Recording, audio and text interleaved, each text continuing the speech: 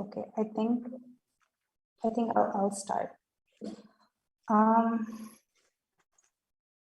I hope we are live, so I'll start. Okay, a very good morning, everyone from ActionAid Bangladesh. This is Rukhsar. To everyone joining us today at this hour, it is my pleasure to welcome you all on the second day of our 7th International Water Conference. We have two thematic sessions today, one happening now and the other on Teesta River Basin and its ecosystem and gender implication. That session will take place at 3 p.m. today. So this session is on structural interventions and regional geopolitics around Teesta River Basin. So along this line, we have a very intellectually stimulating presentation by Mr. Joyanto Basu, and then we have a discussion followed by the presentation by our 4 eminent panelists. And the session would be moderated by Ambassador Shohidul Haq. He's a professorial fellow at the North-South University in Dhaka. Also, he is the former Foreign Secretary of Bangladesh. Sir, we are thrilled to have your presence at this very important session. Sir, before I hand over the session to you, I will just go over a few of the housekeeping announcements, if that is okay. So as the attendees already know, the microphone or the audio option in Zoom has been disabled for the participants. Also, so if the participants have any questions for the panel, please use the chat box to pose any questions and we will try to address them at the Q&A session.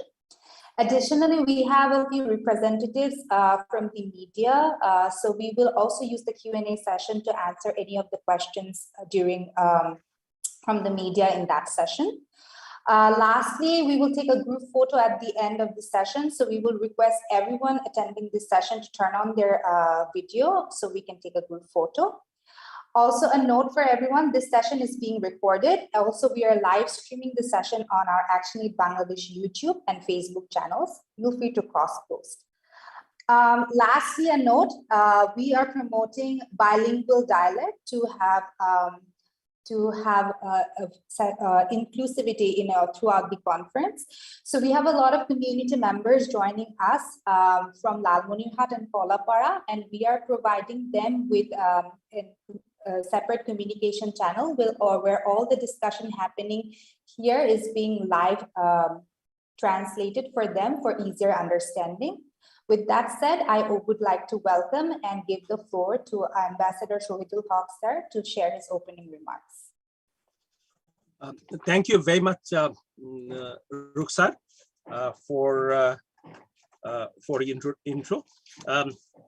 Welcome to the second day of the International Water Conference. Today, in the second session, there will be 2 sessions today. So in the second session, we will focus on the structural intervention and the regional geopolitics around Teesta River Basin. Now, we have a very distinguished panelists. There would be a keynote paper presenter, Mr. Joyanto Basu, followed by 4 panelists, whom I will introduce as we give floor to them after the keynote presentation to speak. Let me introduce Joyanto Basu, and then what I'll try and do is make some opening remarks and give the floor to him. So Mr. Basu is an environmental documentation expert, Director of Environment Governed Integrated Organization, and also a faculty at the Calcutta University. Joyanto Basu is a specialized environment and climate correspondent and columnist associated with the Telegraph ABP Private Limited. But also he contributes to few other publications nationally and internationally. He's a pretty known person in this field.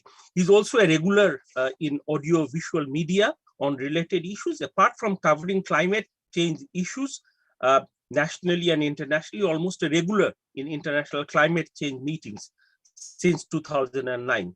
Joyanto has a successful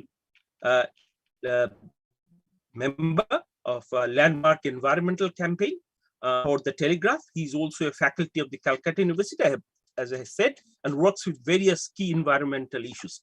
So welcome, Mr. Bosu, and I'm sure that I have looked at your presentation this morning. It's a fascinating talk, but I'm sure that you will make it much more exciting and fascinating. Now, as an opening remark, just let me give few thoughts.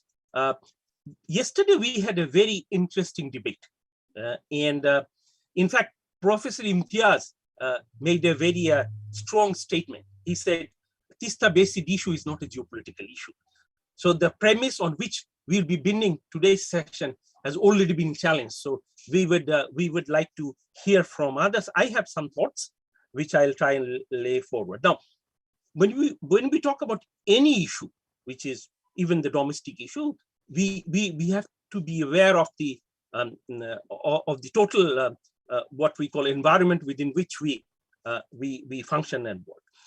And today we realize that we live in a very volatile, uncertain, complex, and sometimes ambiguous circumstances, which is currently used in the in various scenario building, and that's equally applicable with your talking about an agreement which was signed almost 10 years back and initiated 10 years back and yet to be signed and implemented.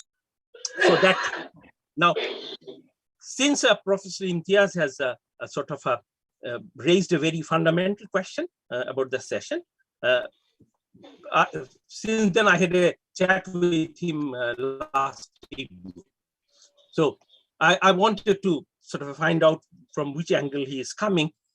So I'll clarify as to how the idea or concept, the phenomenon of geopolitics could possibly constructively. We'll also hear from the expert whether it is a dispute between Bangladesh or India or it's a conflict. Now, as we know, the geopolitics is a tool. I know that the main presenter is unlikely to focus on it, so I'll focus it on in terms of the idea. It's a tool that we use to analyze in the context of political views and national interests within the broader ambit of geography. This also could be used to explain the behavior of a state and their relations between and among the state. So that's pretty much a different way of looking at geopolitics than if we were 200 years back and looking at this issue from a very security-centric, very kind of a win-lose perspective. Now, having said this, Ambassador Shiv Shankar Menon has written a very good book on India and Asian geopolitics, where he has actually brought the new way of using geopolitics in dispute settlement, and as well as at conflict resolution. So, and he has quoted Brundle very nicely, and I think I need to read it. And I quote: "History is made not by geography or geographical features, but by the humans who control and discover them." So it's an unquote. So this is a very nice way of looking at how human perception and agency helps building geopolitics. So I hope we would be taking that frame in explaining today. And also, after a long debate with Professor Imtiaz, we decided that there is a common perception, understanding of geopolitics, which is geopolitics should not always be seen as a zero-sum game. It could be win-win situation, which he has narrated yesterday. Now, today we'll try and find out where is that win-win position, or is there a possibility of creating a win-win situation looking through the geopolitical lens. I'll stop here. I will give it to Professor Bosu for his presentation, but I'll come back and share as to how I see Teesta in that. And I'm not going to reveal what I have heard previewed while I was 7 years foreign secretary, which I cannot actually. It's very confidential, but you'll get a feel of it as to where the geopolitics. I wish I could narrate story of some of the meetings. Very interesting, fascinating, but certainly I am being barred to do that. So over to Jayanta Bosu. You have the floor, sir. Thank you. Am I audible? I hope I'm audible. Okay, can the screen be shared? As the screen being shared, on the outset, I would like to thank Yes. organizers for inviting me to this very, very important session and a meeting. Would have been great to be there in person to meet all of you and talk physically, but unfortunately, the world is still not allowing us to do that. But anyway, we are meeting virtually. I really, it's a privilege to be part of a panel where Ambassador Haq is there, and Ambassador Haq is really you have been introduced. It's really thankful for your introduction. Thankful to others. Farah Kabir Appa is there, and I think Rejwana ma'am is also there. So there are many others. I don't know whether Imtiaz Saab is there or not. I couldn't see the panel as of now. But very quickly, without kind of wasting any time, I'd like to go to my presentation.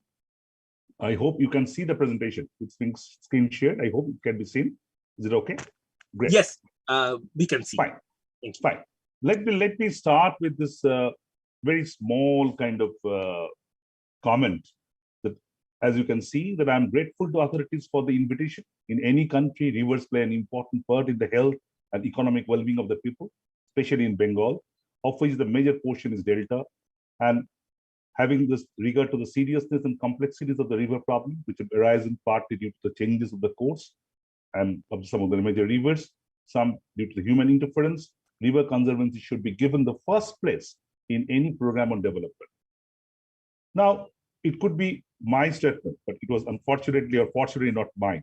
It was told way back in 1941 by somebody called Mr. Satish Chandra Majumdar, under the British government, a senior engineer, during his lecture at Capital University. I started with this comment just to emphasize and drive home the point that the river still enjoys that lack of adequacy that it requires at the policy level, at advocacy level, and as well as the kind of overall planning level. So that's being said, it's still very relevant, not only in India and Bangladesh, but major part of South Asia, particularly Indian subcontinent. Let me go now to my presentation. As you can see, the presentation is Geopolitics of River Teesta and Need to Pursue Nature-Based Negotiated Approach. I just would like to, before I go to the presentation, let me share with you that I am dividing my presentation in 3 distinct parts. First, a very, very brief comment on the overall geopolitics in South Asia, because without talking about the overall geopolitics, you cannot really contextualize Teesta. Second is the Teesta's, I would say, a bit of an unknown story. I have been, as a journalist, I have been following Teesta from 2017-18, traveled all through the stretch, and found out that there are certain issues beyond the known narratives. So we'll try to share with you those narratives. And finally, as a communication expert, what can be the possible solution, how we can go forward. And also, I'm very happy to share with you that just, I think, about a week back, 5th January, a book has come out from the Springer. It's called Riverine System, Understanding the Hydrological, Hydrosocial, and Hydroheritage Dynamics. And in that book, a book chapter called Dynamics of River Conflict vis-a-vis Nature-Based Negotiated Approach Solution, Case Study Teesta, has been contributed by me. So it's a very coincidence that just about a week back, that book has come out by Springer, and today I'm almost doing the same presentation, but specifically on Teesta's issue. Well, if we go to the geopolitics and water conflict, you can see Imtiaz Saab is here perhaps, and he knows much more than many of us that how the conflicts, how the environmental conflicts has been increasing all over the world. You can see 2 figures. In 2019, it was 2,743 and jumped to 3,300 odd in 2021. What is more interesting, that South Asia about 13% of these conflicts, despite South Asia having around 3.5% of the global landmass, but it's still having a large share of the conflicts. And in water, only water, about river, groundwater, and everything, the number of conflicts is about 693, which is about 21%. It basically drives home the importance of water, and it's basically after land, the second most important issue. And now if you go to the broad cause of this conflict, you will find that the last century, the population has increased about 7 times. But the population growth has been outpaced by the water requirement, water withdrawal by 1.7, almost twice.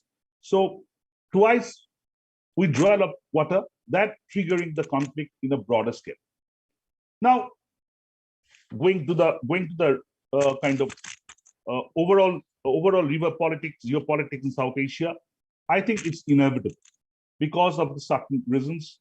You will find that countries are generally at rift at various scales. The reasons of this, main river systems are mostly or almost all circum-Himalayan. Second, all countries in the region strongly depend on river, mainly for agriculture, hydroelectricity, and other reasons. In case of India and China, now the river linking issue is also been coming up. So that's a very important issue. Third is the unequal political power positioning in the region. The overall geopolitically, in this overall South Asian region, there is a lot of equality is not there, let me accept that. So that is also contributing to the whole component. And finally, contradictory sectoral interest. Say, for instance, if you look at Brahmaputra, when China is mainly milking Brahmaputra for the hydroelectricity component, India and Bangladesh largely depend on agriculture as well. So there is sectoral kind of division as well. And also China becoming important because Tibet is coming into the picture, because Indus, Ganges, Brahmaputra all connecting to Tibet. There are issues of basin overlap, upper riparian and lower riparian, both in the Indus Basin and Brahmaputra and Ganga Basin. That includes India, Bangladesh, and all. And finally, the international, national, and local political relationship influence the geopolitics. We'll be talking about the role of West Bengal, role of India, how it contributes to Teesta. But clearly, this international, national, and local political relationship almost kind of overlap in certain areas. And finally, climate change. Climate change is a new issue on the table, a new elephant in the room, but it's a major elephant. So that also contributing. Now coming to the South Asia, to history of conflict, don't want to spend much time on that. There are various conflicts of other geopolitical conflict which influence the river effect. I would like to mention one particular point out here, which I think is very important. If you look at if you try to analyze the river conflicts, how it kind of links with the larger political conflicts. Say, for instance, India-Pakistan and India-Bangladesh. In case of India-Pakistan, the wider political conflict influences the river conflict mostly. When there is a Kargil happening, a Pulwama happening, then the issue of Sindh coming out on the table mostly. But in case of Bangladesh, despite India and Bangladesh having a very decent geopolitical relationship over the years, still the river issue, the Teesta issue is trying to, or is influencing the overall geopolitics. So it's the other way around from India, Pakistan, and India, Bangladesh. And you will find that despite everything, hardly the countries are happy. Nobody is happy.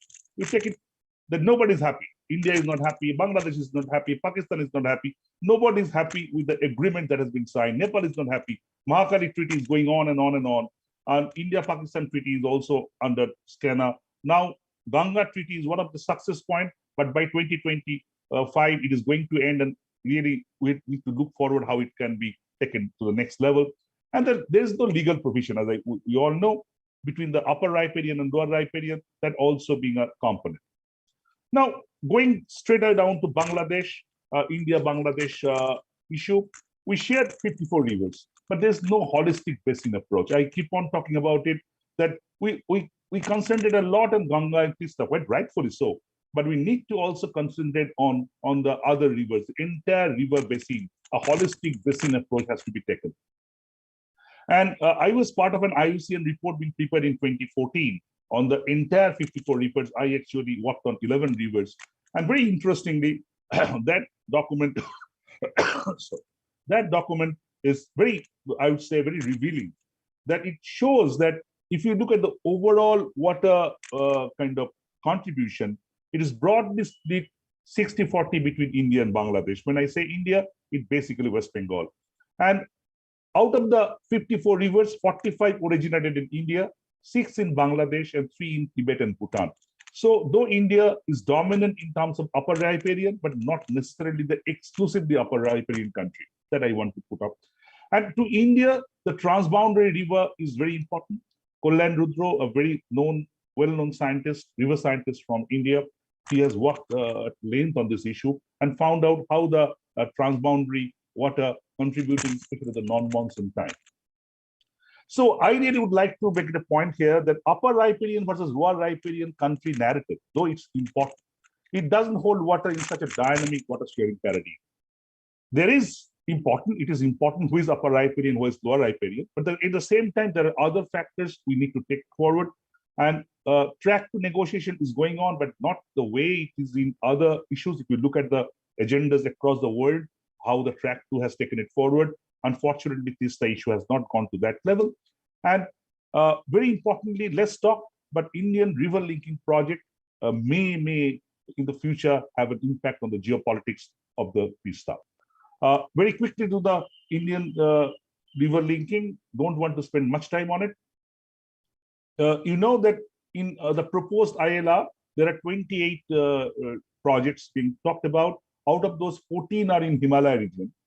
Out of those 14, number 10 and number 11 is linked to, they are linked to Teesta. The number 10 is the main one, Manas Shankach Teesta Ganga river linking proposal. And if it doesn't go through, then the alternate is Jogi Gopa Teesta Farakka. So though feasibility reports are now being prepared, not really in the project mode still now, but I think something, because I think environmentalists in India, Bangladesh, and everywhere, they are concerned about the river linking. So we need to keep it as an agenda, as a component when we are going to talk about the geopolitics. And this is a figure which shows the West Bengal's dependence on transboundary river. Now, going now straight away to Teesta and the kind of input I would like to share with you. See, we all know that Teesta originated in Sikkim, about 5,300 meters in the Himalayas, and then Chamoli Lake and coming down through Sikkim, West Bengal in India, and then Bangladesh, ultimately ending up in Jamuna, Brahmaputra. Now, you would see that Teesta debate started after the Ganga agreement was inked. Bangladesh, I think, quite rightfully asking for their share, and it continued, but there was the problem. The last agreement, which didn't kind of came out as an official one. The share is about, as I said, 42.5, 37.5. But government of India is keen on that agreement in the sense that India-Bangladesh relationship is very important geopolitically for the entire South Asian region. So they really would like to go forward with that agreement. But the state of West Bengal, where I'm part of, they are not very keen, because West Bengal government says that it will jeopardize the kind of interest of the northern part of the state. And West Bengal's concurrence is very important, because if you look at Indian constitution, water is in the concurrent list. So central government cannot take any decision independently without taking the confidence of the respective government and the West Bengal government. So without West Bengal government agreeing to that, in case of Ganga, also West Bengal government was part of the agreement. Here, if we have to go forward with this agreement, West Bengal government has to be taken into confidence or has to agree on that. Still, it has been unresolved. Why? I'll come to that. But before that, that's the point I'm trying to make, that Teesta, we have a narrative that what are given, not given. But what is the actual ground scenario? I did an investigative study in 2017-18, then followed it. And this is the finding. In Teesta, you know, the government of West Bengal prepared a report on this whole Teesta. That is not in public domain, but I had the chance to look at it closely. And there are very interesting findings. it is saying that hardly any water available to split between India and Bangladesh during the peak period, during the non-monsoon time. The river just had 1/16 of the water required from the Boro cultivation, which requires whatever water is required. I'm not going to the details of it. You can see the highlighted portion that a scale of irrigation for Boro crop will require about 1,600 cubic, while though much of the dry period, the river hardly has 100 cubic. So there is 1/16.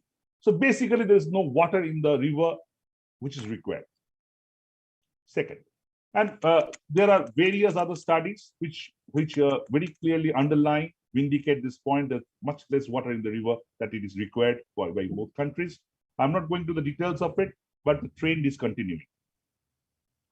Now, apart from this, there is also the issue of poor planning and the priorities being changed.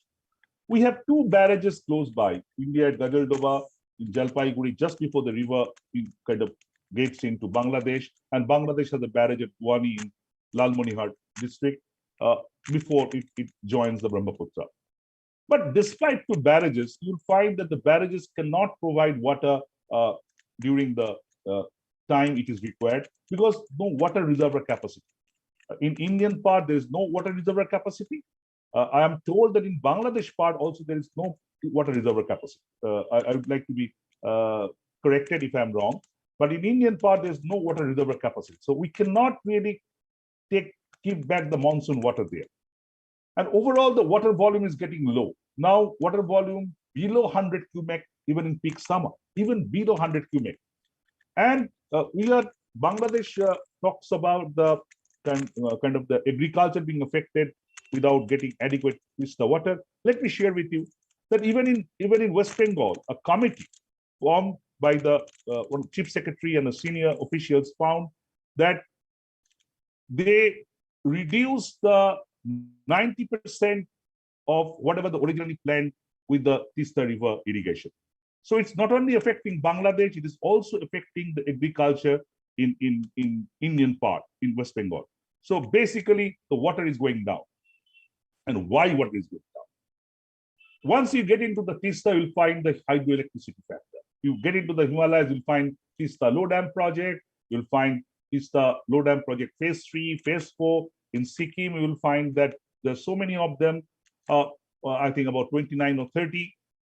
Interestingly, most of these projects are supposed to be run-up-the-river hydropower projects. What does it mean? It means that it just takes the water, uses it for the turbine to roll, and then kind of sheds off. But what exactly is happening on ground? That's what I could find out. What we can see that due to the oversupply in Indian national electricity grid, hardly 3 hours, the peak period is 6 p.m. in the evening to the 9 to 10 p.m. in the evening. Only then this power is required.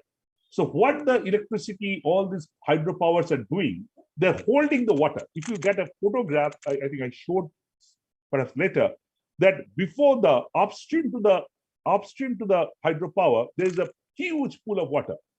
And the downstream, there's a bone dry. And when you are having series of this kind of things, that is affecting the entire river. So hence, all electricity generation companies want to sell power in the evening. That they get the maximum money, and that's what the problem is. And this has a cascading effect. When these projects are happening in series, one releasing water, another stops it. Then it being released, another stops it. So it goes on and on and on. So entire biodiversity of the river has gone for a toss. And that's where the entire river being kind of, I would say, murdered. So hydroelectricity is murdering the water. So when we are talking about the geopolitics of India, Bangladesh, within India, Pakistan, West Bengal, and Sikkim, we need to consider this hydroelectricity. That's, I think, the key issue right there. And all of them are adding to a disastrous shortage downstream. And also, very interesting thing I noticed that measuring water flow during wrong time. You'll find that both the Indian side and the Bangladesh side, when they measure the water, normally the measurement is done around noon time. When the peak is for the companies, they hold back the water. So when the water is released in the late evening or in the night time, there's nobody to take that water for the agricultural use. It goes wasted. And when we measure the water at the 1 o'clock or like that in India, and I am told also in Bangladesh, the water is not there. So I think the measurement of water flow during is also in wrong time. We don't get a clear picture what exactly is happening. In Indian side, there are at 3 points being measured, more elaborately in Domohani by the Central Water Commission. As I said, that is done in the wrong time. So I am told that also same for the Bangladesh. I think you can throw a better light on that. And then coming to the Teesta Mahananda link canal impact, no denying that it has a huge influence of the water. That's a kind of a agenda which needs to talk about, because without that water is initially being kind of taken for two purposes. One is for the agriculture purpose in that part of the West Bengal, and another for supplying drinking water of the river to the city like Shiliguri. Now, as I said already, the agriculture has already taken the back seat. The water is not there. And why water is not there? Very interesting point. I met Mr. P.K. Basu, who is the retired irrigation engineer and when Gajaldoba was created. He said that initially in the mid-90s, 80% water we used to keep and 20% we used to release downstream. Then the water level gone down, down and down. There's a declining trend of annual discharge and severe scarcity could be seen. And very interestingly, that West Bengal, though it draws more water, but it actually can draw more water. The present government in power in West Bengal, the Trinamool government, they have a policy on land acquisition that they are not going to force any land acquisition. So, though the canal network being prepared, you can see the figure, though the Teesta Mahananda link canal has the capacity to carry around 330 cubic, now hardly 190 cubic is taken when there is sufficient water. Why it is? Because the canal network has not been done in that part of the state, as the government has not taken the land.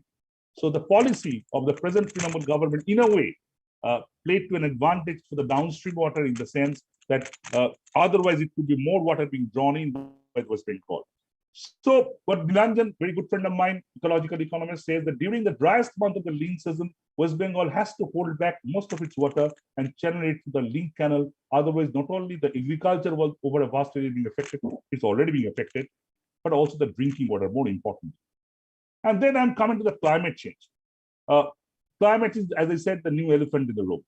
And there are various studies, but one particular study at 2008, there are updated, so it's a very detailed one, which shows that 34 main glaciers which contribute to the Teesta, 23 showing retreat, 8 found advancing, and 3 glaciers remain unaltered. So very clearly, now we can understand why the water volume is going down. As a result, the volume of water flowing in Teesta from Sikkim to West Bengal has been declining consistently. According to the data source, it received 120 cubic on average, which went down to 50 cubic in 2010 and then further down. So what I'm trying to drive at, along with hydroelectricity, all these factors are piggybacking one another. So it's not a very simple one-to-one narrative. It's a very layered narrative. And if we need to get a solution out of it, a geopolitical solution from it, we need to consider that layered narrative. Now, but Bangladesh needs water, no denying. Every country, I think a very senior professional from Bangladesh told me that every country downstream has a right over the water as well. And despite reduced water volume in summer, West Bengal should not oppose release of some of the water to Bangladesh. That's a point being made, and I think many people kind of accept that kind of logic. So it is being told now it hardly receives 20 cubic of water in peak dry season, mainly to the Dhorla tributary. Now, there comes the Teesta, the bargaining tool. In 1983, we had an agreement, a temporary one. Then there are so many discussions, so many draft agreements, nothing mattered. Now, here the issue is the political tussle. Apart from the requirement, there are 2 points I would like to mention. Ganga Treaty versus Teesta. Why Ganga Treaty has been a success in a way, but not Teesta. Why Teesta could not be in? In Ganga Treaty, the Dadin West Bengal government, Jyoti Basu was the chief minister, was given a very prominent role in the inking of the whole treaty. Whereas when the Teesta Treaty was considered, then only an official of the joint secretary level came to government of West Bengal and said about the treaty 2 days before the treaty was supposed to be signed. So I think what I'm trying to say, that we Bengalis are very emotional people. We all know that. So you have to handle the geopolitics in that way. Jyoti Basu was given the due importance and he understood, and he went with the agreement in Ganga in a way it has been done. But in case of Teesta, the present government was not given that importance by the political back and forth between government of West Bengal and government of India. So that is one point. Second point is another very important point few may miss. That if you look at the present Trinamool government in West Bengal and their political dominance, you will find their political dominance is not that level in the northern part of the Bengal. They are very dominant in the southern part of Bengal, in the central part of Bengal, but not that much in the northern part of Bengal. So they are trying to create their dominance there politically.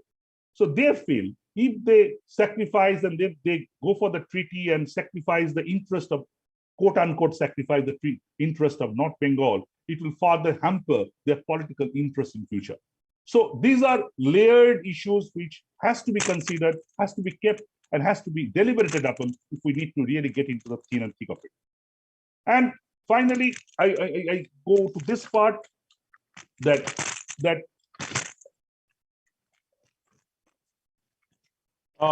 Teesta Treaty vindicates the how we get to the solution part of it.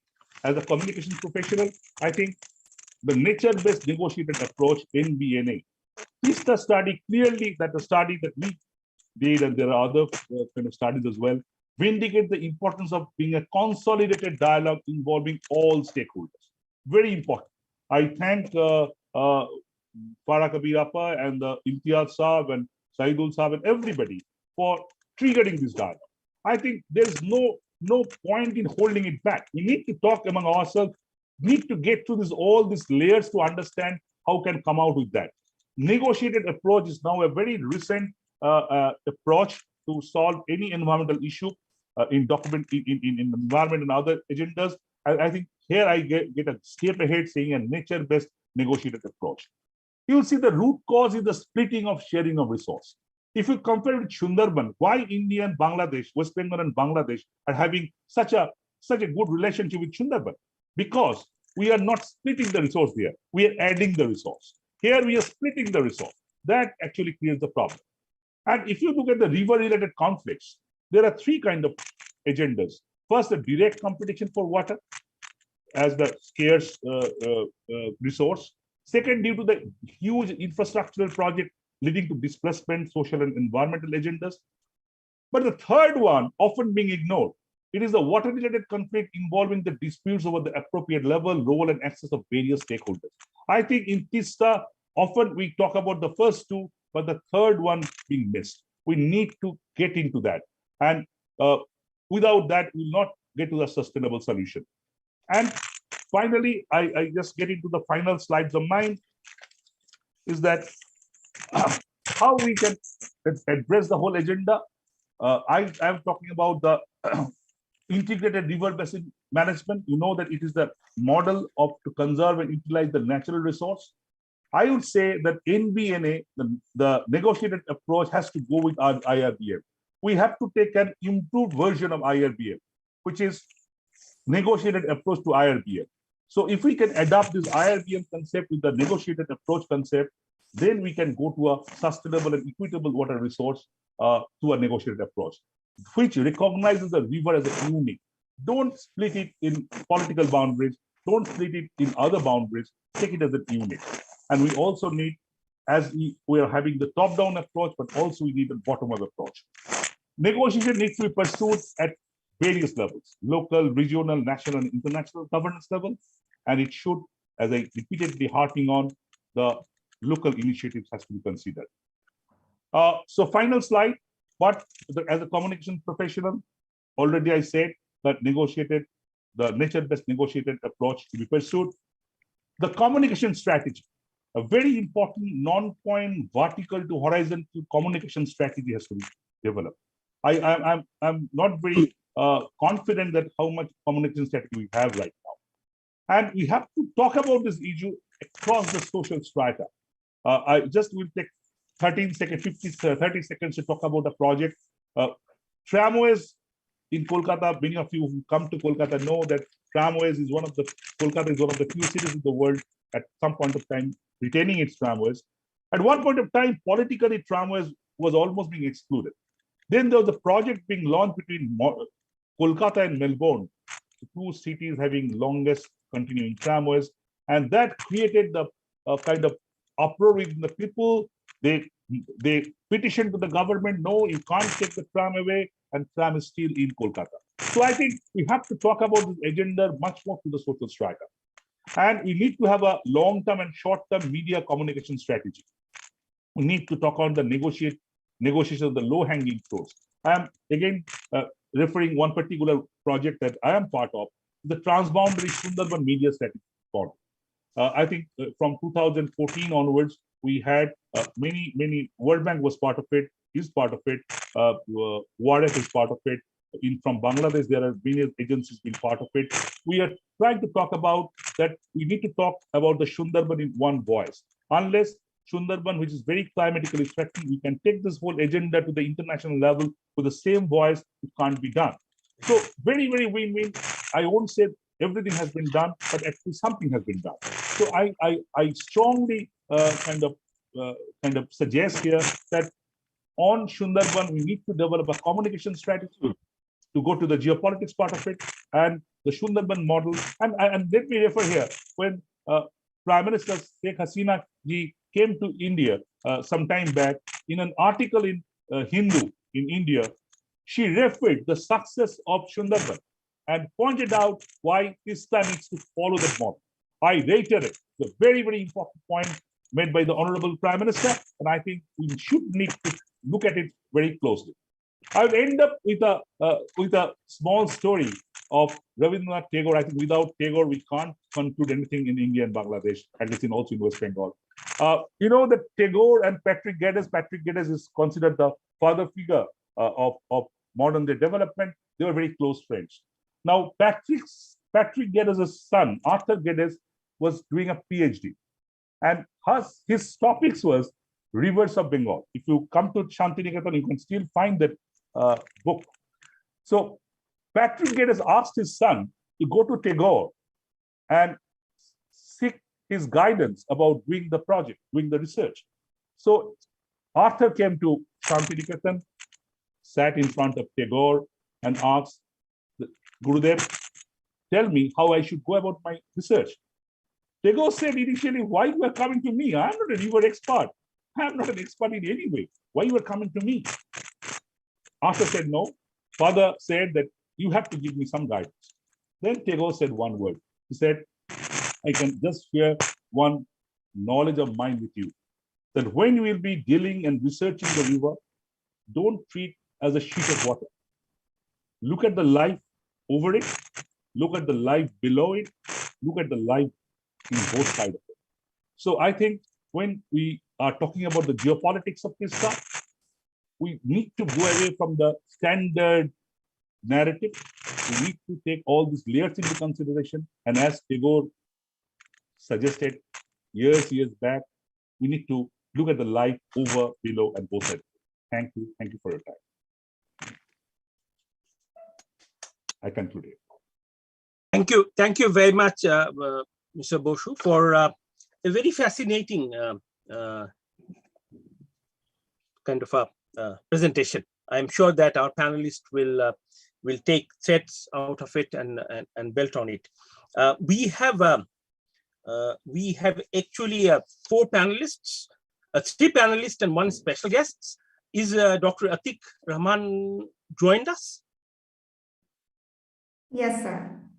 Okay, so I will come back to Dr. Atik, but let me just put 2 sentences. One is that thank you for Dr. Bosu for giving us what we call an alternative to negotiated agreement, which is often termed in the negotiation literature as a BATNA. So I see that you have adopted a BATNA into creating an alternative which is an environment friendly. Very good idea. Now the question is that how this could be adopted by the 2 countries especially the governments, and taken forward. Also, I see that you have widened the basket of discussion and dialogue, bringing in many issues, including geopolitics. I thought it was fascinating when you said that in South Asia, river influences geopolitics. I think that's something that has a much deeper meaning. Let me add that I think nowadays we look at water, which is the water conference, water as a strategic asset, not only resources. And if you take that angle, then it becomes strongly a geopolitical issue. In between this, the border. I'm not a big fan of border, but I think if you discussed water resources and rivers between two countries, you have to talk about borders. Why borders? How borders? What is the alternative to the borders that we see currently in terms of controlling the border? So that's some of the debate I'm sure our distinguished panelists will bring in. At this stage, there's a little bit of a time constraint on my part. I didn't want to stop Jayanta Bosu. He was because that would have stopped the flow, and I knew that he will end up with Rabindranath Tagore. So I wanted to listen as to how he frames Rabindranath Tagore in this area as well. Not only in the sea, because Rabindranath Tagore also said that if you keep on standing and looking at the sea without crossing it, you'll never be able to exploit its resources. So we have at this stage a special guest, Dr. Atik Rahman. I think all of us know Dr. Atik Rahman pretty well. He's a prominent environmentalist, scientist, and development expert, and a visionary thinker in South Asia in this field. I'd not read his full bio, but I will only say that he is a very good influencer on policymakers. Which I have experienced in my tenure, and we have also sort of used him in some of the climate change and displacement debates. He has also a co-recipient of Nobel Peace Prize of 2007, jointly awarded to IPCC and Al Gore. So with this, may I request Dr. Atik Rahman to take the floor. You have the floor, sir.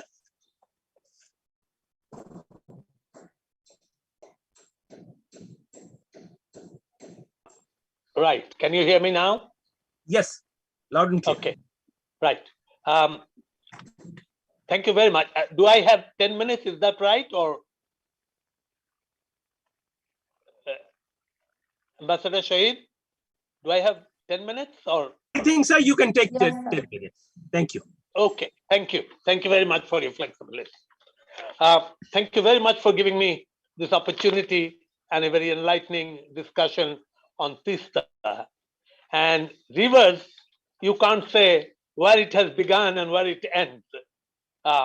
Teesta is part of the water continuum in South Asia, in the north, coming from the Himalayas, going to the Bay of Bengal, turning around the sort of Ganges, Brahmaputra, and back into the Bay of Bengal. So there's quite a lot of water coming through this system, and Teesta is the part that links up Brahmaputra and after it's turning into Bangladesh, into Ganges, and takes a short path into Bangladesh, and all the water flows.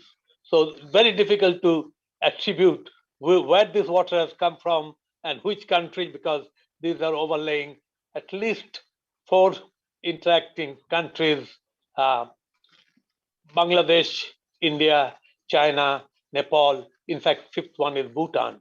So we have interaction. India is again the states of West Bengal, the states of Tripura, Meghalaya, Arunachal, all that northern Indian Himalayan stretch.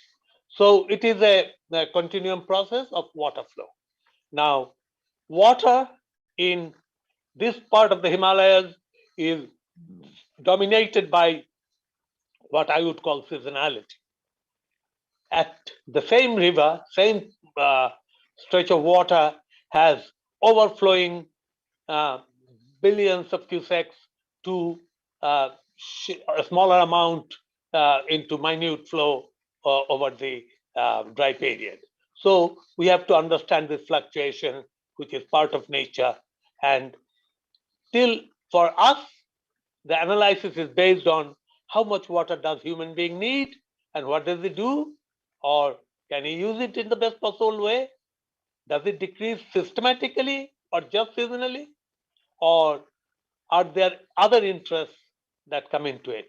So the greatest user is agriculture. When we need it in terms of irrigation is vitally important. That's where the food security of South Asia, West Bengal, Bangladesh, Tripura, Meghalaya, all, even Nepal, all that is connected to water. Now, the rivers, water flow, seasonality, and this as a borderline river or separating Bangladesh and India at different points is an interesting way of looking at it.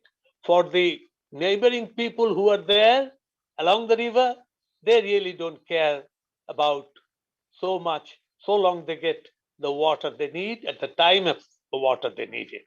So the timing is very, very important. Other important parameter, which never used to be that important before, is the quality of the water. Now, fortunately, in the Teesta Basin, there are not that many industries as much as down south or in Indian part of West Bengal, that the pollution loading is become very high. But here, the natural pollution loading with the sediments that come from the Himalayas, as we know, Himalaya is the youngest mountain range trying to grow up, and we get a lot of sediments in the water mixture. So the water flow that we get is not a water that we get out of a bottle into a glass. On the other hand, it's more like a cup of tea with its brown color, and that's how it is with turbidity, sediments, suspended, varies. And as the Stokes' law of science and physics tells us that the big particles separate out early, and as the water flows down south or downstream, gradually the finer particles keep on coming, and within that, the larger particles again settle down and fall down. So we are left with a turbid flow right at the end. So that is the hydrodynamics of water and water flow. How does it affect ordinary people? Well, ordinary people's perception had to do with the agriculture, particularly the irrigation. So long the flow is adequate in the right time, people don't have too much.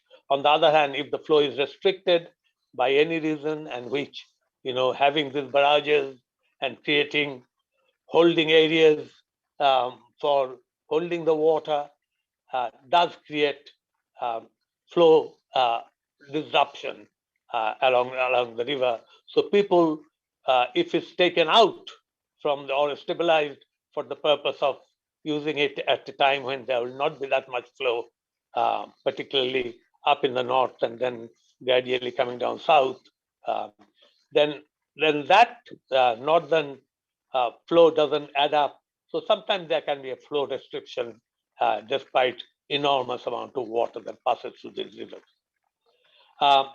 Teesta is an inter-country river, and it has not been as well studied as Ganges or down south when it comes to Bangladesh, what we called the confluence of Padma, Meghna, Jamuna, the three big river systems that adds up and gets one of the largest flow in the down south, entering the Bay of Bengal from Chandpur down to Barisal and Bhola.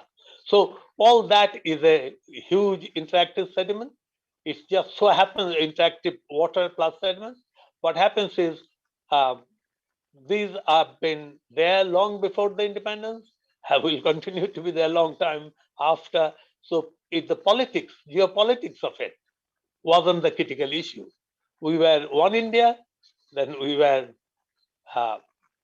two India with Pakistan on two sides on this part, and now we have Bangladesh with our own authority, autonomy, independence, and very sort of very dedicated, proud people trying to manage the best. The truth of the matter is that Bangladesh has increased its food productivity by a factor of 4 from 1971, while the population growth has happened to factor of 2.5, 2.5. So the productivity of, say, the main crop rice has increased dramatically, thanks to the farmers, their innovation, and thanks to the government for their management of that innovation, thanks to the private sector for marketing it nationally, and in some cases internationally to fill any shortage inside Bangladesh, and overflow can be exported. It is to be noted that rice is a very emotive issue in Bangladesh, India, particularly West Bengal, where when we say bhalo acho, are you all right? Then next question is bhat khecho, have you had a meal? So rice is integral part of our being well, and the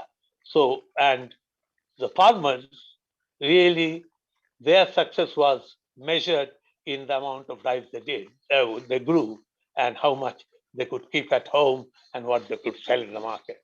That whole system has become much more commercialized, much more officiated. Markets have become much more stable, and international market trade on food, particularly rice, is quite well established. Still, there are hiccups. If there is hiccups, then the political jittery and socio-politics becomes very sensitive. On the other hand, when all is well, people don't make much note of it. As to the future, where do you go from here? First, we must get the science of production, consumption right in this area. So to avoid use and abuse of foreign exchange, we have to be able to grow more rice in Bangladesh, in West Bengal, in Teesta Basin, and all the other basins that contribute to this flow. Of course, in the north of Bangladesh, wheat has also become increasingly more important. So it's no more just rice. When you talk of carbohydrate, it's rice plus wheat. And that has been a change in the last, say, 20, 30 years.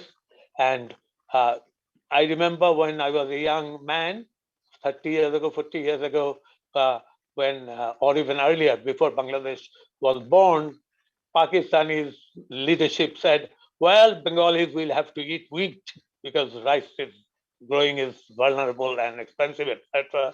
A lot of water consumption needed.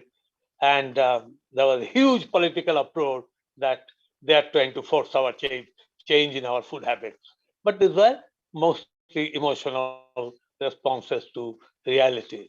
On the other hand, food security remains central in this part.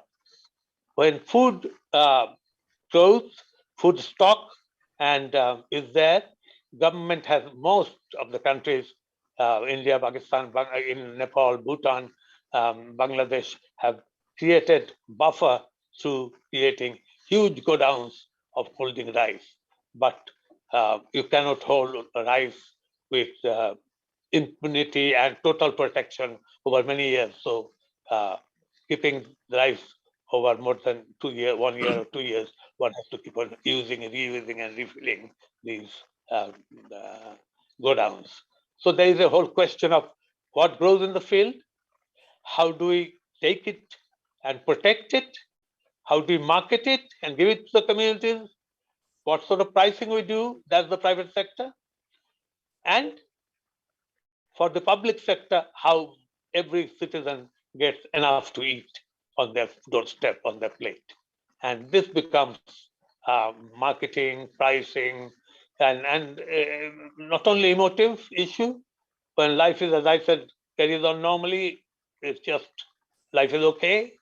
But if there's a slight shortage, slight fluctuation, then politicians of different incarnation and different practices make a big fuss of it. As we know, in not only in South Asia, all over the world, the government in power, the political party in power, they want to show that things are getting better, while the opposition wants to demonstrate that it has to improve to access the right to nutrition. Well, first of all, right to food, which is filling the stomach, right to nutrition, which is getting that stomach full with the energy and the health that the citizens need, and then right to food security, which is food round the year on the plate for everyone. So these are very challenging stories, but nonetheless, the bad days hopefully are gone, and now it's a question of managing limited resources. So managing limited resources is a part of the government, it's part of the private sector. South Asia, particularly West Bengal and Bangladesh, is fortunate to have excellent civil society organizations in the rural areas.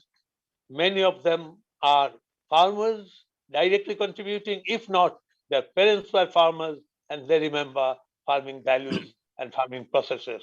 So this helped us in making sure that issue of rice or food doesn't become a critical political issue.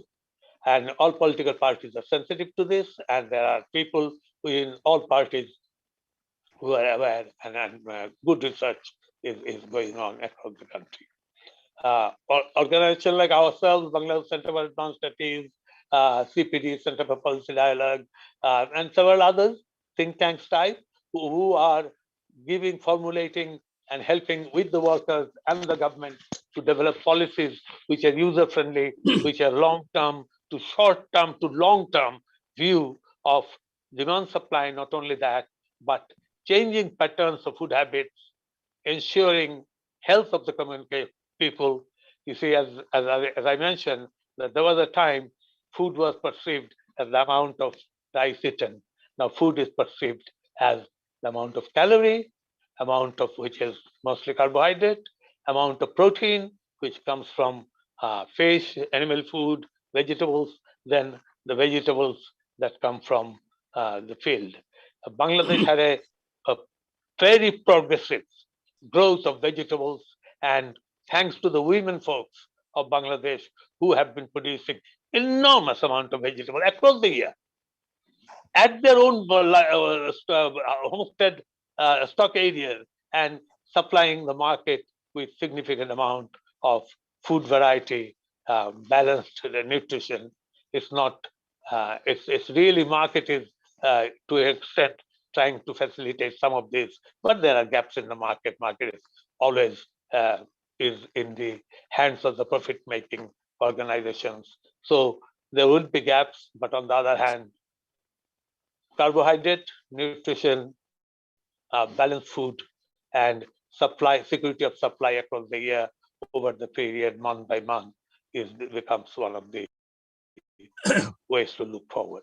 So in terms of river basin of Teesta, it has connected, it flows fortunately has increased because of the climate change impact in the Himalayan region. So Himalayan climate change impact has increased rainfall, but this spurt, what appears to be a continuous flow for several decades coming, may not continue over many decades. So say 30, 40 years, there will be a shortage of flow of water. That is the time the agriculture that we are building will be challenged. And so we as planners, we are sustainable development planners taking the long-term view, must be aware of the future problems or programs that's coming. And the governments of two countries, the private sector of two countries, India, Bangladesh, well, Nepal, Bhutan included, all four countries, will have to work together. The civil society is doing moderately well in connecting all sides, like we see in this seminar, but we have to get our science right, policy frame activated, agreed, and action taken, and then government, irrespective of change every political cycle, must ensure that ordinary people get their food security, energy security, water security coming from the rivers and the monsoon. That we are very fortunate to be in the monsoon country. That enormous amount of flow of water comes in. Sadly, if we look at from the monsoon from the Dhaka point of view, Dhaka sits on the river Buriganga, which is used to have a pristine water flow 30 years ago. Now doesn't matter how much flow of water comes, it's always polluted, brown, and full of chemicals because of the apparent unbalanced or unplanned industrial growth across the countries, just not country. So one has to be very careful how you do not destroy the water flow and the nature of water. The human capacity at one level to enjoy water is enormous. On the other hand, for some to be able to destroy that water quality and even water quantity by various distortion, various physical hindrances for their own small, narrow private opportunities, like building up a barrage or a bar within the water flow system to get their own benefits. So it's basically when greed overtakes a sustainable development planning, we have serious problem, and just no point blaming the private sector only. Private sector, government, civil society, all have to work together to move further on these areas. So in terms of the whole issue of water flow and seasonality and Teesta Basin, for me, is the human needs and the human clarity and the demand has to be met. That's where the political noise will come from and political process will be determined. On the other hand, there is a flow which is apolitical, but the moment human beings start consuming it and its quality doesn't affect, some people get it and the distribution issues, poor people cannot get it, all sorts of political problems starts. Let me stop there by saying that there is a flow issue, there is a distributive issue, there is a quality issue, there is a management issue, and there is a governance issue in which we have to learn to work together. There are two broad dimensions: the national dimension, which the government and the NGOs and the civil society can do it. Particularly, civil society has to be able to ensure that ordinary people get the benefit. It's very, very difficult for government to reach it there. On the other hand, where it comes to intergovernmental or by-country or tri-country relationship, it has to be taken in a benefit for all countries and all people. So it's water for the benefit of all countries, for all people, for all seasons, and for health, for drinking purposes, for ensuring flow, for agriculture. All that becomes the essential component. Thank you. Thank you. Thank you very much, and Dr. Rahman. As you have concluded by saying that water for the benefit of all, I think that catches quite nicely your deliberation. You have widened the debate. We are actually sort of running against the time, and we'd like to open the floor towards the end for our distinguished participants to also ask questions. At this stage, may I ask Mr. Sharif Jamil to make his 10 minutes intervention on the possibly on the topic as well as on the paper by Professor Basu. Mr. Jamil is the activist, as I read from his CV, the General Secretary of Bangladesh Poribesh Andolan and Council Member of the Waterkeeper Alliance. Mr. Sharif is an extremely passionate environmental activist who focuses on sustainable river and forest management. He's an activist in heart and has been actively contributing to the Bangladesh Parivesh Andolan. He is also serving also as the coordinator of Waterkeeper Bangladesh since 2015. You have the floor, sir. Thank you, Mr. Chair.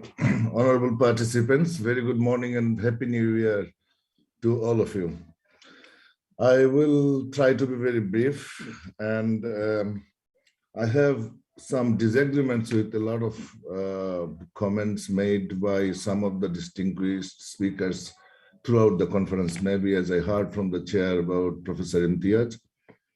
But I will try to let you understand the position why I am telling like that. First, it is of course a Teesta river management is of course a geopolitical issue now, and not necessarily it is limited to the geopolitical issue. It is now a national security issue. And we were discussing about the water conflicts or water sharing between India and Bangladesh, but Teesta river related structures are not a conflict between India and Bangladesh anymore, or a discussion between Bangladesh and India anymore. It's a conflict between China and India. So let me come up to the logic and realities. Why am I telling like this? We don't have much stories from meetings to share with the distinguished participants today because of the accountability mechanism these days are considering people at the bottom of the consideration.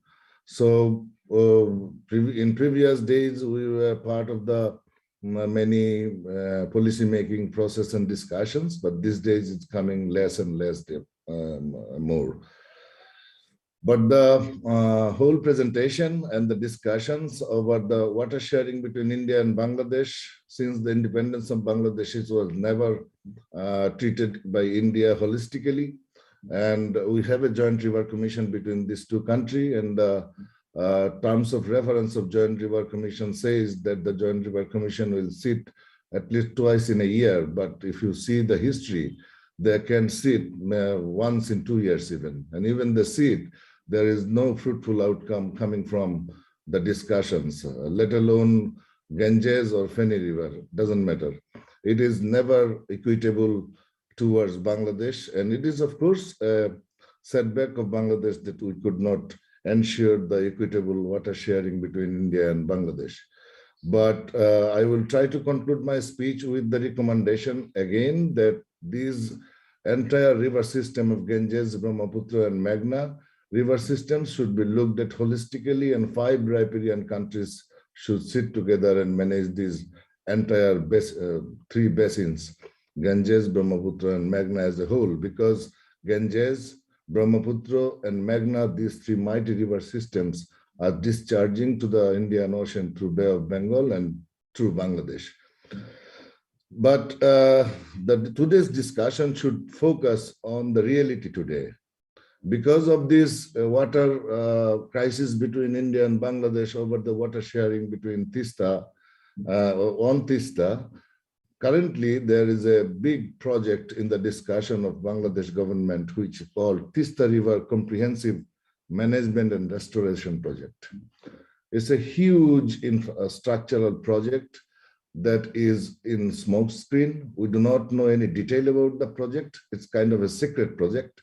There is a lot of secret treaties between India, Bangladesh, and many countries.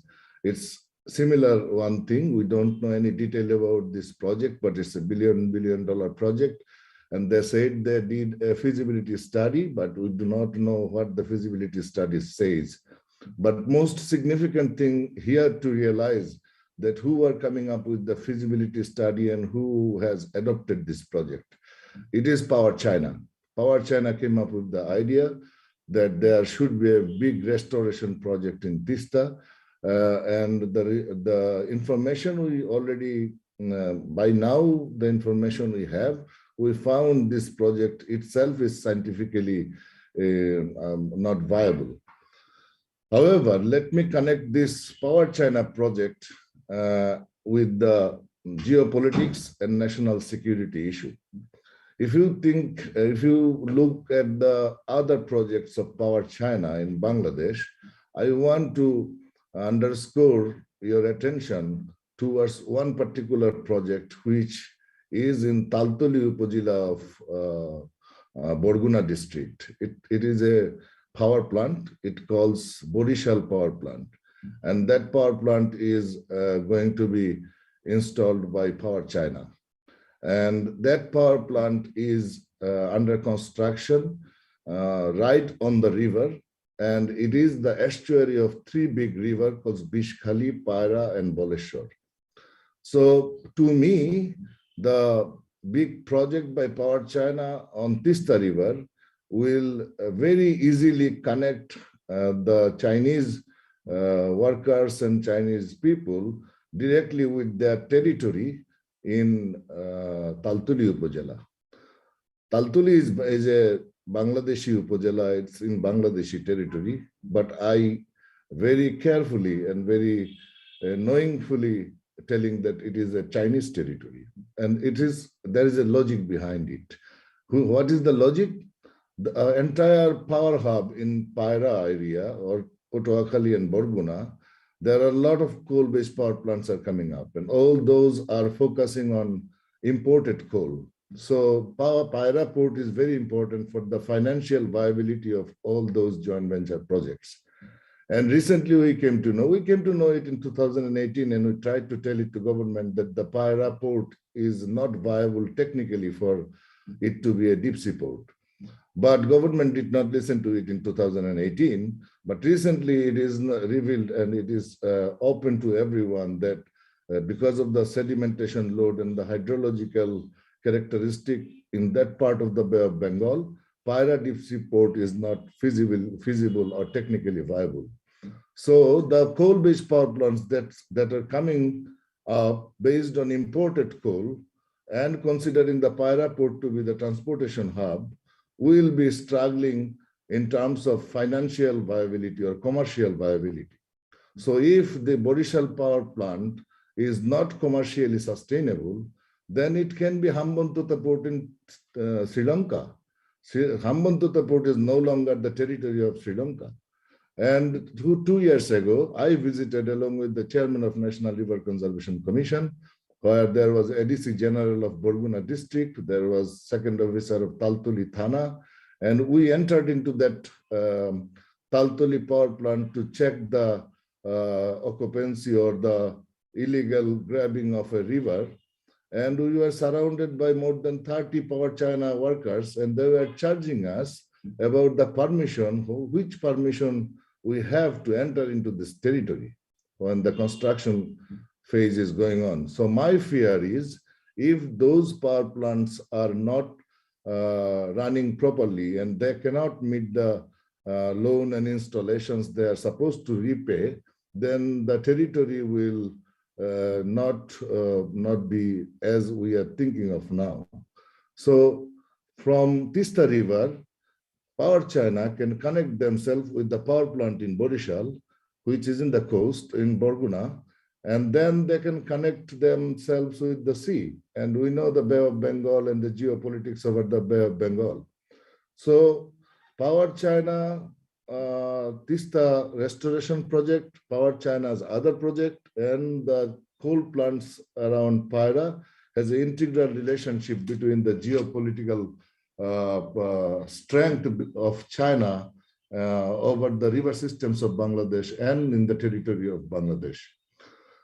Now, let me come to another one point, which is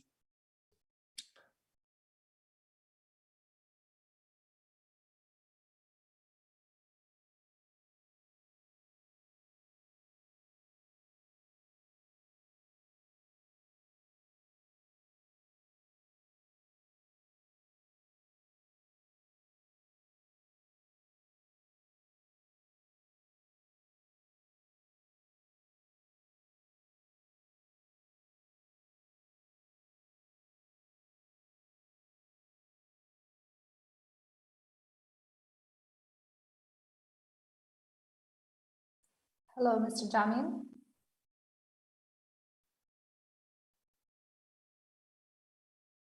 I think there is bandwidth issue. I think we also lost Shoaib sir. I'm back. Okay, great. Sorry, I was disconnected also. Yes, good. You have.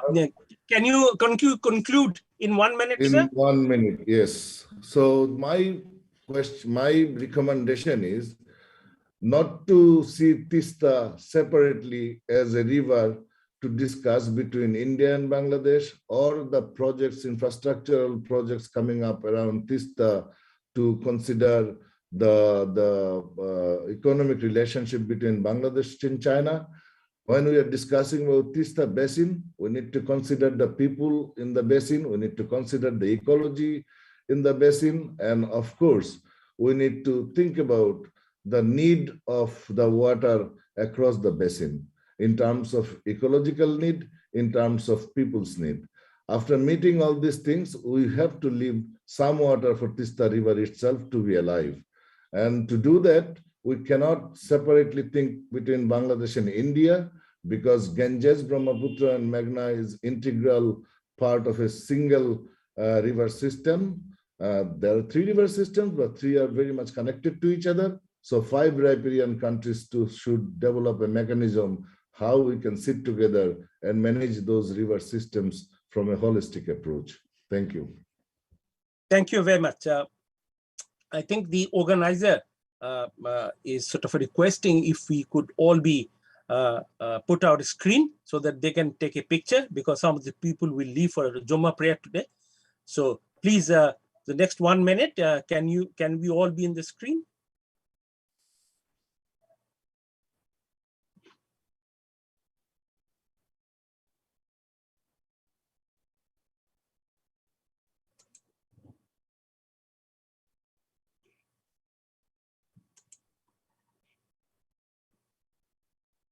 Roxar, have we taken the picture? Yes, sir. Good. We're good. So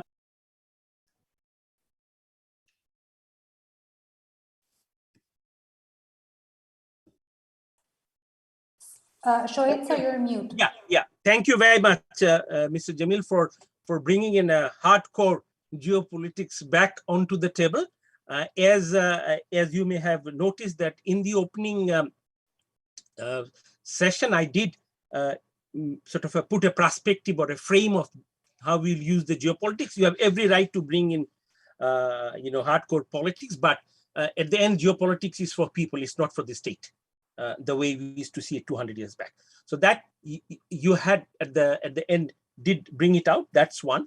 The other issue is that I'll just sort of flag it and then leave it to the next speaker, is that, yes, of course, you keep we do keep the broader frame of geopolitics and geoeconomics into our mind when we are working on a process to reach a position in terms of negotiation. But at the same time, we make sure that we don't go too much into politicizing and militarization of development issues. Then we often lose its essence. So with that kind of a flagging, I move to the next presenter, panelist, Advocate Saida Rezwana Hassan. She is Chief Executive of Bangladesh Environment Lawyers Association. Most of you know her, seen her acting. She started her career with BELA, which is the Bangladesh Environmental Lawyers Association, back in 1993, and continues to remain the Chief Executive. She's also an enrolled lawyer, the Supreme Court of Bangladesh. She did her master's and graduation in law from the Dhaka University with distinctions, and her focus is to promote the notion of environmental justice in Bangladesh. You have the floor, madam. Thank you very much.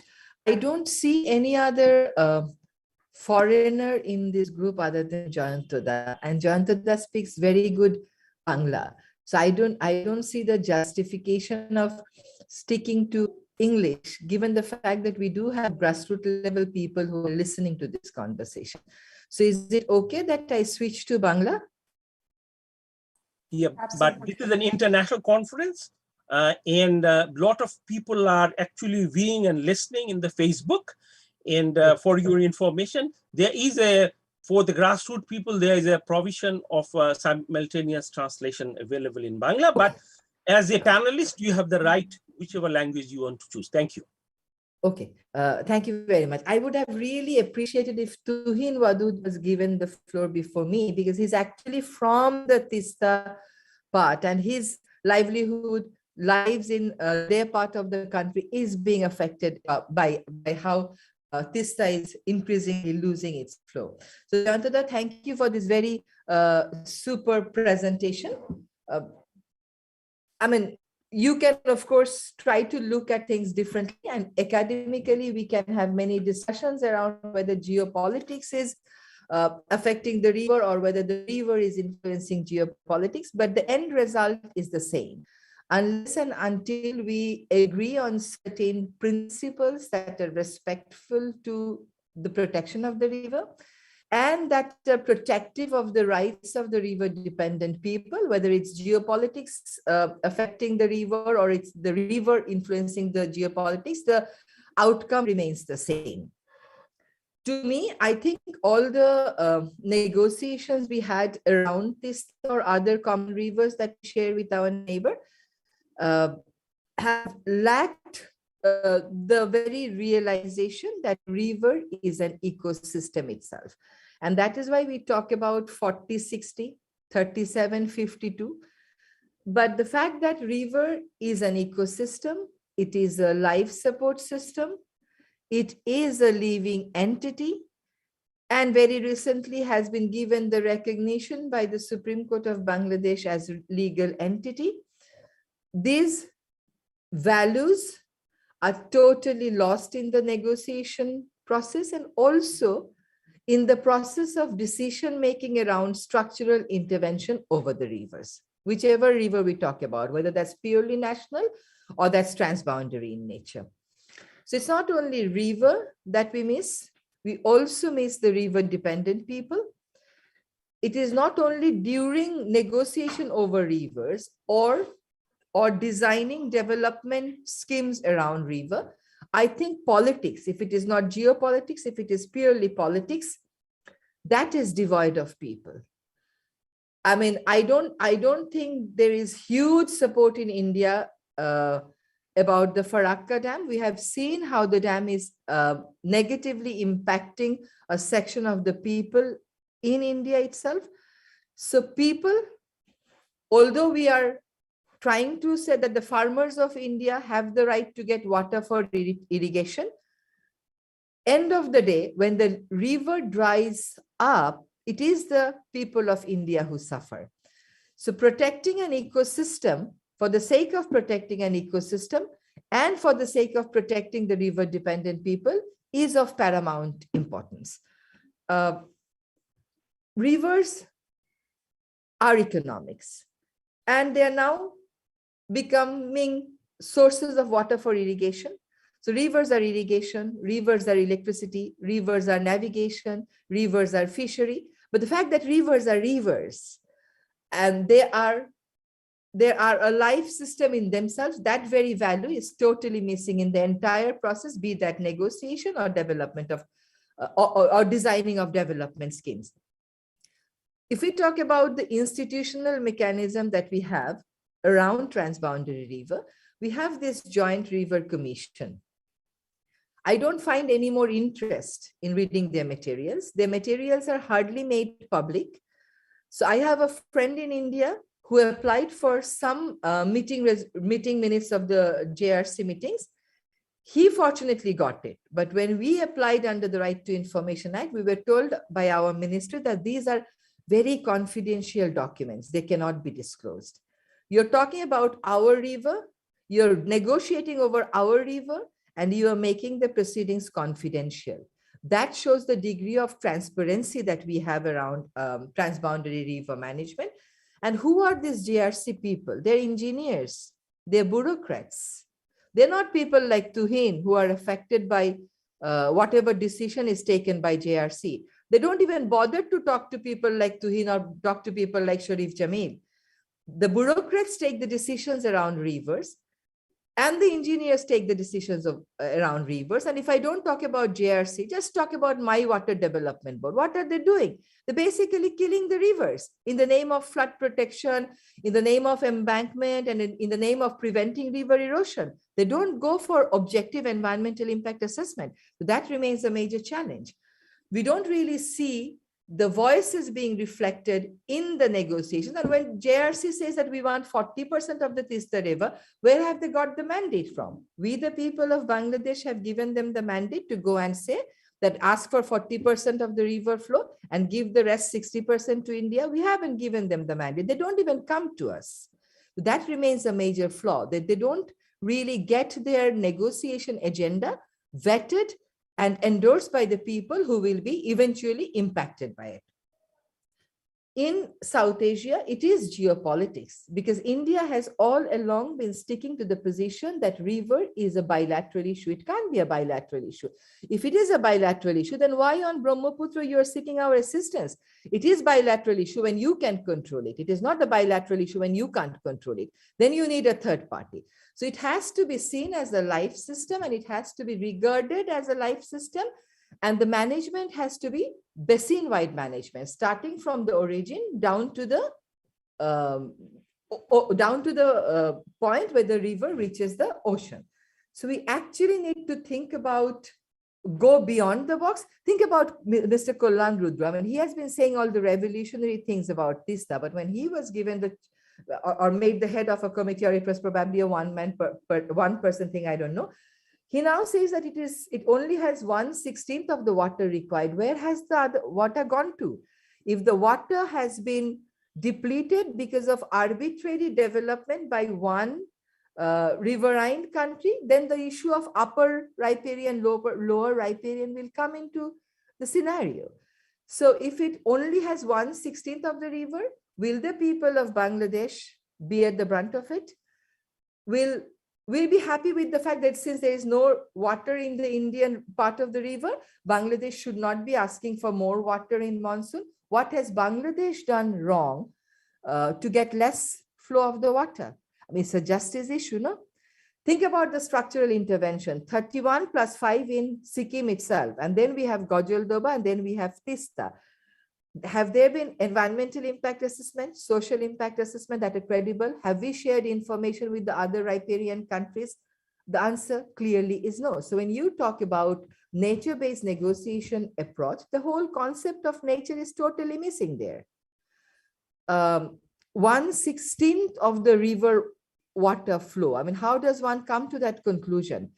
Is it supported by the facts that these are the reasons why the river flow has come down? And we as co-riparian have the right to know that. So it is not although the river management is very much a environmental justice issue in today's world, when both our countries are being termed as countries with a very gloomy scenario about water availability if the climatic. Am I gone? No, Appa, you are audible, but someone is sharing their screen. You continue, please. Okay. So with the climatic threat, it has even become more necessary that the countries who share a common river sit together. We first think of protecting the river ecosystem, and then we talk to the people dependent on the nature, and we first protect the rivers, and then we talk about irrigation, electricity, fishery, river protection, and so on. So I think one way forward for us could be thinking about ratifying the UN Convention. And you know the reasons why India has not agreed to sign the UN Convention. The reason is they don't want to share information about their development projects. And they don't really agree with the dispute resolution system that requires involvement of a third party, or that kind of gives the scope for involving a third party in dispute resolution, and it actually allows the UN Secretary General to have a fact-finding mission. And we have seen what has happened with the Tipai Mukhibad when the Bangladeshi delegates wanted information. So if you don't share information, talking about trust is absolutely not proper, because you're not you're not psychologically, mentally prepared to share information. You're not mentally prepared means that you take it as a subject for your politics. My last concluding sentences, I mean, in addition to saying that we should actually support the UN Convention, because that would give us the basic principles through which we'll be able to protect our river systems and at the same time give utmost benefit to the population of both the countries. I must say one thing about the Sundarbans. I don't think it's a very glaring example of how we are protecting it. The reason why I say this, that at the time when we are actually having data being shared, information being shared, we are also having a very ecologically destructive project being built with Indian money by the side of Bangladesh Sundarbans, which we fear will eventually kill Sundarbans.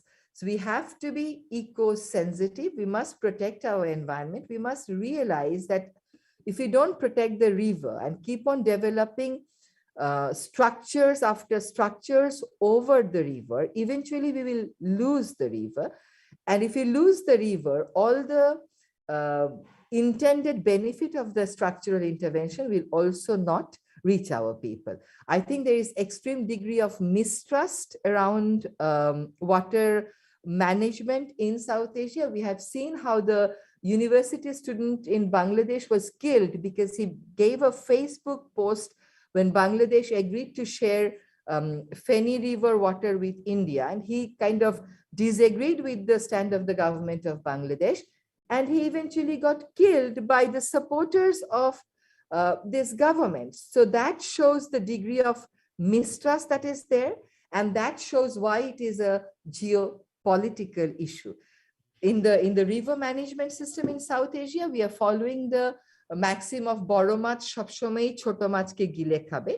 So it is for the choto mach to be smart and find its way of survival. The fact remains that we are not respecting our river ecosystems as shared resource, and we are actually having myopic development vision. We are not considering the long-term impact of our structural interventions, and we absolutely can't afford to continue following the same path, given that the climatic threats are looming very large above our head. Thank you very much. Thank you very much for bringing some of the issues that possibly need to be included in the deliberations. We will have our reflections subsequently. At this stage, may I request Associate Professor Mr. Tuhin Wadud. Mr. Tuhin teaches at Department of Bangla at Begum Rokeya University, Rangpur. He is a popular columnist and the river activist. With the leadership of him, a strong youth community has been evolved in the northern Bangladesh to raise their voice on river protection. He has intensive research and observation focusing on river of Rangpur region. So, Professor Wadud, you have the floor. Could we request you to be brief and end in 10 minutes? I think we are going to overstretch the time, but let's see how it goes. Thank you. You have the floor, sir. ধন্যবাদ। আমি একটু বলে নিয়েছি যে বাংলাতেই বলবো। যারা শুনছেন এখানে যে সমস্ত আলোচনা হয়েছে জয়ন্ত বসু থেকে শুরু করে রেজওয়ানা আপা পর্যন্ত, খুবই গুরুত্বপূর্ণ আলোচনা হয়েছে। কোথাও কোথাও এই আলোচনায় আমাদের একমত আছে, কোথাও দ্বিমত আছে। আমি সেসব নিয়ে একটু কথা বলতে চাই। সেটি হচ্ছে আমরা বেড়ে উঠেছি তিস্তার পাড়ে, রেজওয়ানা আপা বলছিলেন। তো তিস্তা পাড়ের মানুষের সাথে আলাপ আলোচনা না করে তিস্তা নিয়ে কোনো সিদ্ধান্ত গ্রহণ করাটা, এটা হচ্ছে একটা কঠিন ব্যাপার। আমি 200 বছর আগে লেখা একটা বইয়ে দেখেছি তিস্তাকে সেখানে উল্লেখ করা হয়েছে যে এটি একটি পাগলা নদী, আর তিস্তা পাড়ে এখন এই নদীটা পরিচিত পাগলি নদী হিসাবে। যেমন মানুষ বিশেষে তার একটা স্বতন্ত্র বৈশিষ্ট্য থাকে, নদী বিশেষেও তার একটা স্বতন্ত্র বৈশিষ্ট্য থাকে। ফলে যে নদীর প্রকল্প গ্রহণ করা হবে সেই নদী পাড়ের মানুষের সাথে কথা বলেই কিন্তু এই কাজ করতে হবে। আমরা তিস্তা পাড়ে এই তিস্তা নিয়ে আমাদের একটা আন্দোলন আছে, আমি রিভার অ্যান্ড পিপলের পরিচালক। এছাড়াও আমি তিস্তা বাঁচাও নদী বাঁচাও সংগ্রাম পরিষদের আমি স্ট্যান্ডিং কমিটির মেম্বার। আমরা 230 কিলোমিটার মানববন্ধন করেছি এই তিস্তাকে রক্ষা করবার জন্য। কয়েক লক্ষ মানুষ সেখানে স্বতঃস্ফূর্ত অংশগ্রহণ করেছিল। এই মানুষেরা কি চায়, কি বলতে চায়, সেটা কিন্তু আমাদের শোনা দরকার। একটা মহাপরিকল্পনার কথা আমরা শুনেছি, সেই মহাপরিকল্পনা ভিতরে কি আছে আমরা জানি না। মহাপরিকল্পনা নামে হোক, একটা বড় যে কোনো একটা যে নামেই হোক না কেন, তিস্তা নদীর স্বার্থ রক্ষা করে, তিস্তা পাড়ের কৃষির কথা বিবেচনা করে, তিস্তা পাড়ের মানুষের কথা বিবেচনা করে, পরিবেশের কথা বিবেচনা করে সত্যি সত্যি একটা বড় রকমের দেশীয় ব্যবস্থাপনা গড়ে তোলা এখানে অত্যন্ত জরুরি। আমরা বলতে চাই যে তিস্তা পাড়ে যে অবকাঠামোগুলো হয়েছে সেটা নিয়ে আমি একটু কথা বলতে চাই। সেটি হচ্ছে যে তিস্তার সঙ্গে 25টি নদীর সম্পর্ক আছে। বাংলাদেশের অভ্যন্তরে তিস্তা পাড়ে 25টি নদীর সম্পর্ক আছে। আমি নদীগুলোর নাম একটু বলছি। এই নদীগুলো হচ্ছে লালমনিরহাটের সানিয়াজান, পানাকুড়া, নীলফামারীর নাউতারা, কুমলাল, ধুম, বুড়ি তিস্তা, আউলিয়া খান, লালমনিরহাটের কালীমারি, সতী, স্বর্ণামতী, ভেটেশ্বর, কোটেশ্বর, কুড়িগ্রামের কোটেশ্বর, কুড়িগ্রামের মরা তিস্তা, চাকিরপশা, বুড়ি তিস্তা, রংপুরের ঘাঘট, শ্যামাসুন্দরী, শালমারা, গাইবান্ধার আলাই, রংপুরের মানাস, রংপুরের বুড়াইল, বাইশাডারা, বুড়ি তিস্তা, মানে এই বুড়ি তিস্তা হচ্ছে কুড়িগ্রাম বুড়ি তিস্তা, কুড়িগ্রামের দুটো বুড়ি তিস্তা আছে। এই নদীগুলো এই তিস্তার সঙ্গে ভীষণভাবে সম্পর্কিত। 2014 সালে ভারত যখন একতরফা পানি প্রত্যাহার করে তখন আমাদের এখানকার চিত্রটা কি হয়েছিল এটা আমরা আলোচনায় নিয়ে আসি না। বাংলাদেশে একটা সেচ প্রকল্প, ভারতে একটা সেচ প্রকল্প। বাংলাদেশে যে সেচ প্রকল্প হয়েছে এটা লক্ষ্যমাত্রা নির্ধারণ করা হয়েছিল 1,11,000 হেক্টর জমিতে চাষাবাদ হবে। 65,000 হেক্টর জমিতে চাষাবাদের কাজ চলছিল 2014 সালে। ঠিক এই সময় যখন পানি প্রত্যাহার করা হয় একতরফা ভাবে, তখন এখানকার জমি সব ফেটে ফেটে গিয়েছিল। এই ভয়াবহ এবং করুণ বাস্তবতা চোখে না দেখলে এটা উপলব্ধি করা সম্ভব নয়। অর্থাৎ 2014 সাল থেকে ভারত একতরফা পানি প্রত্যাহার করে। তো পানি একতরফা যখন প্রত্যাহার করে তার আগে 2011 সালে যখন তিস্তার পানি বন্টন চুক্তি নিয়ে কথা হচ্ছিল তখন কিন্তু আমরা মানে 2011 সালের 6 সেপ্টেম্বর এটা হওয়ার কথা ছিল। 4 সেপ্টেম্বরও আমরা তিস্তায় আন্দোলন করেছি, আমরা ন্যায্য হিস্যার ভিত্তিতে পানি চাই। সেই পানি 2011 সালে দেওয়া হয় নাই।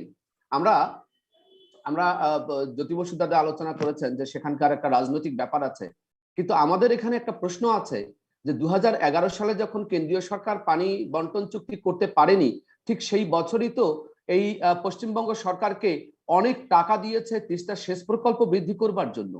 তাহলে কেন্দ্রীয় ভারত সরকার তাহলে ওখানে সেচ প্রকল্পই বৃদ্ধি করতে চায়, সেখানে আসলে পানি বন্টন চুক্তি করতে চায় কিনা এটা নিয়ে কিন্তু আমাদের প্রশ্ন আছে। ফলে পশ্চিমবঙ্গ সরকার এবং কেন্দ্রীয় সরকার অভিন্ন সূত্রে আছে কিনা, কোথাও কেউ ছায়া, কেউ স্পষ্ট, কেউ আড়ালে, কেউ প্রত্যক্ষ, এটা কিন্তু আমরা জানি না। এখন আমাদের কথা হচ্ছে বাংলাদেশের অভ্যন্তরে পানি উন্নয়ন বোর্ড একটা সর্বনাশ করেছে। সেই সর্বনাশ থেকেও আমাদের এই তিস্তাকে বাঁচানো অত্যন্ত জরুরি। সেটা হচ্ছে যে এই তিস্তার অনেকগুলো শাখা এবং উপনদী আছে।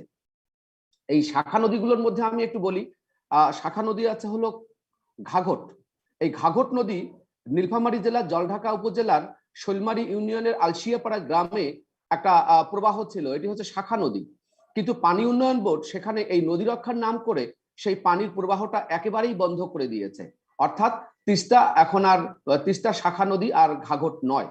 তারপরে মানাস নামে একটা নদী আছে, এই নদীটাও অনেক প্রবাহমান একটা নদী ছিল, কিন্তু রংপুরের গঙ্গাচড়ায় পানি উন্নয়ন বোর্ড এখানেও এমন ভাবে বাদ দিয়ে দিয়েছে যে এক ফোঁটা জলও আর আসতে পারে না মানাস নদীতে। তারপরে বাইশাডারা বলে একটা নদী আছে, এটা রংপুরের পীরগাছা উপজেলায়। সেই উপজেলায়ও আমি গিয়েছি। আমি কিন্তু যে নদীগুলোর কথা বলছি সবগুলো নদীর পাড়ে আমার যাওয়া এবং সবগুলো পয়েন্টে আমার যাওয়া। সেখানেও কিন্তু এই পানি উন্নয়ন বোর্ড শাখা নদীটাকে মেরে ফেলেছে। কুড়িগ্রামের উলিপুর উপজেলায় বুড়ি তিস্তা নদী আছে। এই বুড়ি তিস্তা নদীও কিন্তু একইভাবে পানি উন্নয়ন বোর্ড মেরে ফেলেছে, তারা উপনদীকেও মেরে ফেলছে। এই আউলিয়া খান নামে নীলফামারীতে একটা নদী ছিল, সেই নদীটাও শৈলমারী ইউনিয়ন দিয়ে তিস্তায় প্রবেশ করত, সেখানে বন্ধ করে দিয়েছে। বন্ধ করে দিয়ে তারা পানির প্রবাহটা আর একদিক দিয়ে দিয়েছে। একইভাবে নীলফামারীতে কুমলাল বলে একটা নদী আছে, এই নদীটা মিলতো তিস্তা নদীতে, সেই নদীর মিলনের জায়গাটাও কিন্তু বন্ধ করে দিয়েছে। এখন এই নদী কটাকে মেরে ফেলার কারণে আমি তো রংপুর শহরে বসবাস করি। রংপুর শহরের ভিতরে একটা নদী আছে, এই নদীর নাম হচ্ছে শ্যামাসুন্দরী। এই শ্যামাসুন্দরী হচ্ছে ঘাঘটের আবার শাখা, অর্থাৎ তিস্তার প্রশাখা। যখন ভারত যখন পানি একতরফা প্রত্যাহার করে কিংবা পানি যখন সরিয়ে নেয়, পানির প্রবাহ যখন কমে যায় আর ঘাঘটের মুখ যখন বন্ধ করে দেওয়া হয়েছে, সে কারণে কিন্তু আর এই পানি নেই এখন শ্যামাসুন্দরীতে, ফলে এটা ভরাট হয়ে গেছে। আপনারা জানেন যে গত বছর 100 বছরের সবচেয়ে বড় বন্যাটা হয়েছে হলো রংপুর শহরে। রংপুর সিটি কর্পোরেশন এখন সামান্য বৃষ্টি হলেই ডুবে যায়।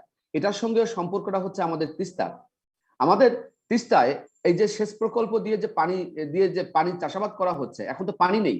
তিস্তার সেচ প্রকল্প বাংলাদেশ অংশে 10,000 কিউসেক পানি বহন করতে পারে। তো বর্ষা মৌসুমে, শুষ্ক মৌসুমে তো 10,000 কিউসেক পানি থাকে না। আমরা কখনো 2014 সালে যেই কিউসেকে পানির মাপ নেওয়া হতো, সেই পানির লেভেলই নিচে নেমে গেছে, পরিমাপ তো দূরের কথা। তো যে সামান্য পানি আসে, এই সামান্য পানি দিয়ে যে চাষাবাদ করা হয়, সেখানে কিন্তু 10,000 কিউসেক পানির প্রয়োজন হয় না। কিন্তু আমরা দেখছি পানি উন্নয়ন বোর্ড 1,500 কোটি টাকা ব্যয় করে আরো নতুন করে তার সেচ প্রকল্পের আওতা বৃদ্ধি করছে। ফলে আমরা মনে করছি যে তিস্তায় যেটি হচ্ছে যে ধান চাষ করা হচ্ছে, বাংলাদেশে যেখানে সেচ প্রকল্প নেই সেখানেও ধান চাষ হচ্ছে। আর ওখানে ধান চাষ করতে গিয়ে আমরা নদীটাকে শুকিয়ে মারছে। আমি গত 1 জানুয়ারি, অর্থাৎ এই চলতি জানুয়ারি মাসের 1 তারিখে 25 কিলোমিটার নৌপথে ঘুরেছি তিস্তায়, একদম রংপুরের মহিপুর থেকে শুরু করে রংপুরের কাউনিয়া পর্যন্ত আমি পুরোটাই এই অংশ নদীতে ঘুরেছি। আবার আজ থেকে 3 দিন আগে আমি তিস্তা নদীতে গিয়েছিলাম। মানে এই দুটো চেহারা যদি দেখানো যেত যে এটার কি চেহারা আর এটার কি চেহারা, তাহলে বোঝা যেত যে পানি আটকিয়ে রাখলে নদী কত করুণ হয়ে ওঠে। তো একটা নদীতে যদি পানি থাকতো, সেই পানিতে তো মাছ চাষও হতো। আমি যদি আমার একটা পুকুরের কথা চিন্তা করি, তাহলে সেই পুকুর থেকে পানি সেচ দিয়ে অথবা পানি না দিয়ে কি ধান চাষ করব? নিশ্চয়ই সে কাজ করব না। আমি যদি শুধু মাছের কথা বিবেচনা করতাম, তাতেও কিন্তু আমাদের এই পানি আটকিয়ে রাখার কথা নয়। এখন আমি গত বছরের একটা বাস্তবতার কথা বলি। এই গত বছর বলতে চলতি যে বর্ষা চলে গেল যেটা আর কি, এই বর্ষায় কুড়িগ্রামের গতিয়াসাম বলে একটা জায়গা, সেই গতিয়াসামের ঠিক উপরে গত বছর একটা জায়গায় ইউনিয়ন আওয়ামী লীগের নেতারা বালু তুলেছে। সেই বালু তোলার জায়গা ধরে প্রায় 2,000 বাড়ি, কয়েক হাজার একর জমি, মানে কয়েক কিলোমিটার এলাকা কিন্তু নদীগর্ভে বিলীন হয়েছে। আমাদের কথা হচ্ছে যে তিস্তাকে নিয়ে যেই বাস্তবতা দাঁড়িয়েছে, আরেকটা কথা বলবো, আমি শেষ করব, আরেকটা কথা বলবো, সেটি হচ্ছে যে পরিবেশের উপর কি প্রভাব পড়েছে। আমরা হচ্ছে নদী কর্মী, আমরা কিন্তু নদী প্রযুক্তি বুঝি, এ কথা আমাদের বলবার সুযোগ নেই, কিন্তু চোখে দেখে যেটা বুঝি সেটা হচ্ছে যে এই অঞ্চলে এখন খরা মৌসুমে, অর্থাৎ প্রচন্ড যখন গরম থাকে, তখন কখনো কখনো রাতের বেলা ভীষণ কুয়াশা দেখা দেয়। যার বয়স 80 বছর 90 বছর, তারাও কিন্তু কোনোদিন আগে এই কুয়াশা দেখেন নাই। তিস্তার যখন পানি প্রত্যাহার করা হয় এবং চারদিকে যখন গভীর নলকূপ দিয়ে পানি উত্তোলন করা হয়, অনেক জায়গায় ধুলোর স্তর, কোথাও কোথাও হাঁটু পরিমাণ ধুলোর স্তর হয়, এরকম অবস্থা দাঁড়িয়েছে। এটি কিন্তু আগে ছিল না। ফলে আমরা মনে করি যে সরকারি বেসরকারি ভাবে এটা নিয়ে অনেক গবেষণা হওয়া দরকার এবং তিস্তা ব্যবস্থাপনায় এখন বিশ্বজুড়ে অনেক বড় বড় বাস্তবতা দাঁড়িয়েছে, অনেক বড় বড় প্রযুক্তি এসেছে। আমরা মনে করি সেই সমস্ত প্রযুক্তিকে কাজে লাগিয়ে তিস্তার স্বার্থ সুরক্ষা করে বিজ্ঞানসম্মতভাবে এই তিস্তার পরিচর্যা অত্যন্ত জরুরি। তবে একথা আমাদের মানতেই হবে যে তিস্তার পানিকে আটকিয়ে রেখে কোথাও কোনো সমাধান হবে না। কারণ আতিক স্যার বলেছেন যে তিস্তার পানি বঙ্গোপসাগরে যায়। আমাদের যখন গজলডোবায় পানি আটকানো হয় তখন কিছু পানির চাপ কমে যায়, যখন তিস্তার সেচ প্রকল্পে পানি আটকানো হয় বাংলাদেশে পানি কমে যায়। এই পানিটা তো আমাদের ব্রহ্মপুত্র হয়ে, গঙ্গা হয়ে, মেঘনা হয়ে সমুদ্রে যায়। সমুদ্রে গেলে তো লোনা পানিকে চাপ দিয়ে রাখে এবং সেখানে লোনা পানি কম উঠে আসে। তাহলে আমি সমুদ্র তীরবর্তীর ক্ষতি করে আমি উত্তরে এই ধান চাষ করতে পারি না। আর আন্তর্জাতিক পানি প্রবাহ কনভেনশন যেটি আছে, সেটিরও সুবিধা অসুবিধা বিবেচনা করে বাংলাদেশের অনুসমর্থনের বিষয়টিও আসলে ভাববার দরকার আছে। আমি আয়োজকদের ধন্যবাদ জানাচ্ছি যারা এতক্ষণ ধরে আমার কথা শুনছেন। Thank you very much, Professor Wadud, for sort of walk us through the grassroots realities, which is very helpful. So we have 5 more minutes because we're supposed to end at 12 o'clock because today is a Jummah day, so people have to, some people at least will have to go for Jummah. At this stage, what I suggest that maybe we take up at least 2 questions from the floor, and then we'll try and wrap up through the intervention of the panelists. I see that Hassanul Haq Inusar is sort of getting restless to speak. Would you like to say something, sir, today? If you have time, I can say a few words. Please, if you could be brief. Let us listen to the from the floor first. Okay, good. Anyone? Shoaib, sir, if I may come in, this is Rukhsar. Yes. Sir, since we don't have a lot of questions in the chat box, maybe we can ask the participants to raise their hand and we will unmute. That's what I'm suggesting. If anyone wants to take the floor, raise a hand or just intervene from the floor.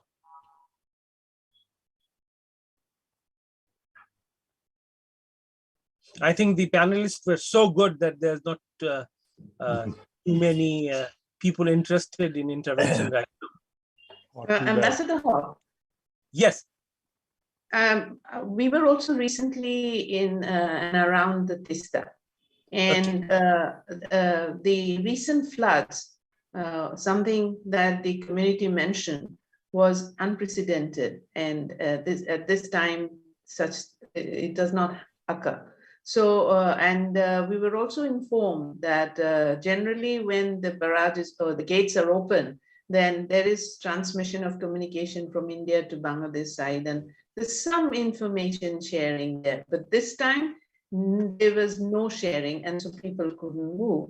So the reason I mentioned this is that climatic changes and extreme weather, it's going to go beyond our understanding and the way we manage and govern. So this is something that we need to keep in mind. And secondly, the panelists and the discussion, that it is a geopolitical issue. There is the bilateral issue, but there was also a lot of discussion coming out that our own institutions, particularly the water board, there is mismanagement there. And we've met a lot of the communities who are now living in Jor because they've lost their, the river has shifted, it's dried up, and so they had to move.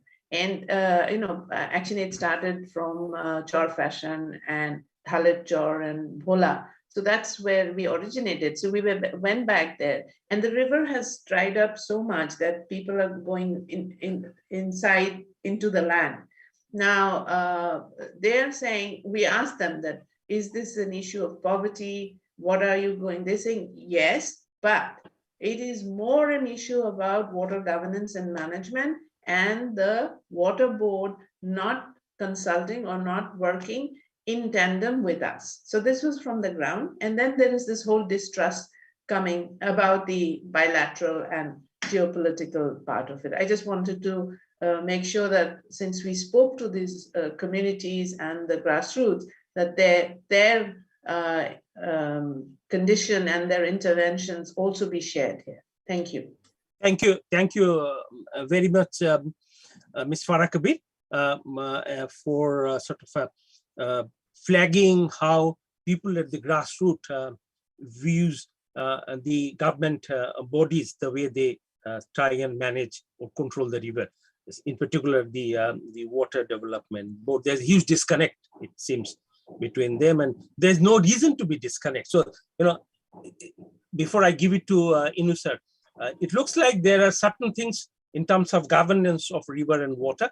There's certain things we could do independent of any other country, and then we also do certain things along with them. I think time has come, which also Mr. Basu was saying, that there are more and more people-to-people interaction as to how we are facing in Bangladesh and how they are facing difficulties. I'm sure that if you have a similar meeting in India, they will have many issues to raise in terms of how horrible the management of the system basin has been. So it looks like that somewhere we need to do that. I see Sanjida Hussain raising the hand.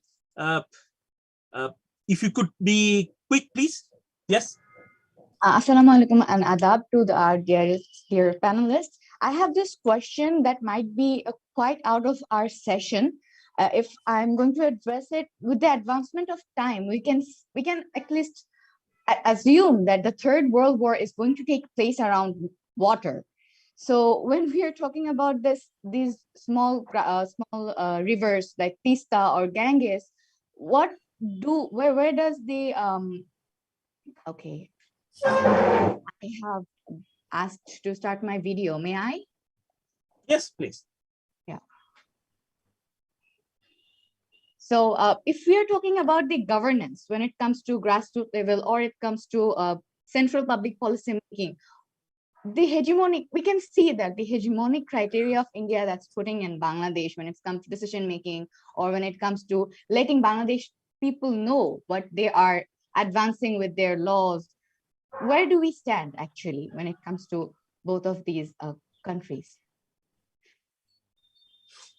Good. I'm sure we will have the panelists to speak. Before that, could I request Inu sir? Sir, if you could kindly be a little brief, and then I'll have to go to the panelists. Sure. Thank you very much. Thank you, the panelists. I listened to everybody very carefully, very interesting deliberations from them.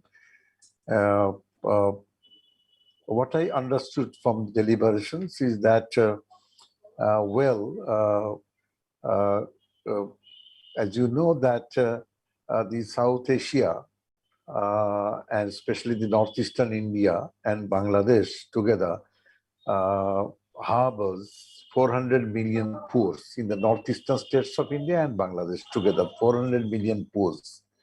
And Bangladesh and the South Asia, whole India and South Asia is sitting on a very dangerous two bombs. One is poverty bomb and another is a communal bomb.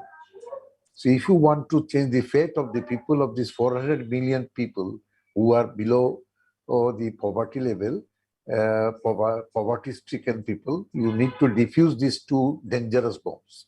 Having said that, what I gather from these panelists, that the climate change affects the Himalayan mountains and the glacial ecosystem. Second, deforestation in the Himalayas also affecting the ecosystem of this region. Less water in the lower riparian Bangladesh affects its ecology, especially in the northern parts of Bangladesh.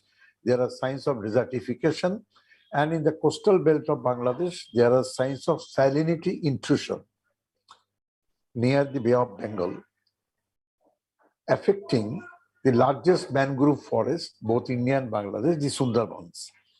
Unplanned human, non-holistic interventions and structures like barrages and dams also affecting the ecosystem of the region. So, after all, we are seeing that excess water and less water syndrome. So now the point is how to approach this problem. So solution doesn't seems to share water at the border point only. It is only a partial component, but we need to go for management of water resources. Water is an important part of nature. So nature comes into the scene. So management of water resources along with the management of conservation of nature is a must. What Mr. Jayanta Bosu already said. So I agree with him. So basin-wise water resources management approach by creating multi-country, multi-dimensional authority, that is the only golden key to open the front door of water resource management in this region, which will trigger an economic boom in the northeastern India and Bangladesh together. It will take care of hydroelectricity, agriculture, irrigation, fisheries, tourism, etc., etc. So that is my comment. So I think the communication experts should focus publicly to put forward the policy of basin-wise management, which was flagged in the Manmohan Singh Sheikh Hasina's meeting in 2011, Article 2, where the basin-wise management of water resources were mentioned. So I think everybody should focus on this, because this issue is not that much focused neither in the parliament, nor in the political circle, neither in the social circle. So we are discussing the problems only, but let us focus on the solutions. And there are other things is that, well, I have listened to Rizwana and everybody. Well, in this era of transparency, nothing is under the carpet. So if the authorities do not give you data, you can go to the Information Commission and lodge a case there, and it will be very public and a very good case for the 160 million people. And about this normal projects by the Water Development Board, I agree fully that though in the Water Act enacted in 1996, the local people should be consulted and their views should be shared. So that is a must. So if without sharing the local people, any construction or any structures is made within Bangladesh can be punishable by law. So I think that is a deficit of participatory democracy. So I think that is well taken. I will definitely support you that no structure should be made on the rivers or sub-rivers without consultation or sharing of information with the local people. Thank you very much. Thank you. Thank you very much, sir. We also see some of the historic pictures of your engagement in 1971. It reminds us of the of your heroic role in the struggle for independence. Thank you, sir, for your intervention. At this stage, I think just for the organizers, Rukhsar, can we stretch it up to 15 minutes past 12? Yes, sir, because we have a few more questions, so maybe we can stretch it, yes. Okay, good. So is there a question? I don't see hand. Yes, sir, there is actually one question from Dr. Dijan Malik. So I'll just read it out. I see it in the chat box. So he mentioned that barrages do not solve the problems, rather have created problems of water sharing between India and Bangladesh for people and ecosystem. How best can we move forward to joint management of water at river basin level with conservation approach and equitable use of water in face of climate change impacts immediately and in long run? So it was posted by Dr. Dijan Malik of Bangladesh Center for Advanced Studies. Good. Thank you. Any other question? If not, then I will. Yes, please. If not, sir, then sir, there is one more question. We are trying to get the hold of from one of the community members. Once I have it, I'll just send it out to you. But now I think you can answer the others. Okay. So thank you very much. I think we had a very interesting out of the box discussion today. At this stage, I would like to offer to the panelists as to if they have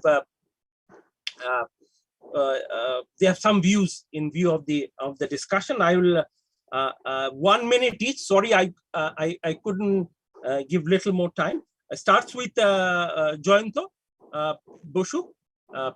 1 minute reflection. I know it's a very illogical. আমি এবার বাংলায় বলছি। জি বলেন। কেননা এখানে সবাই আমরা বাঙালি বলেন।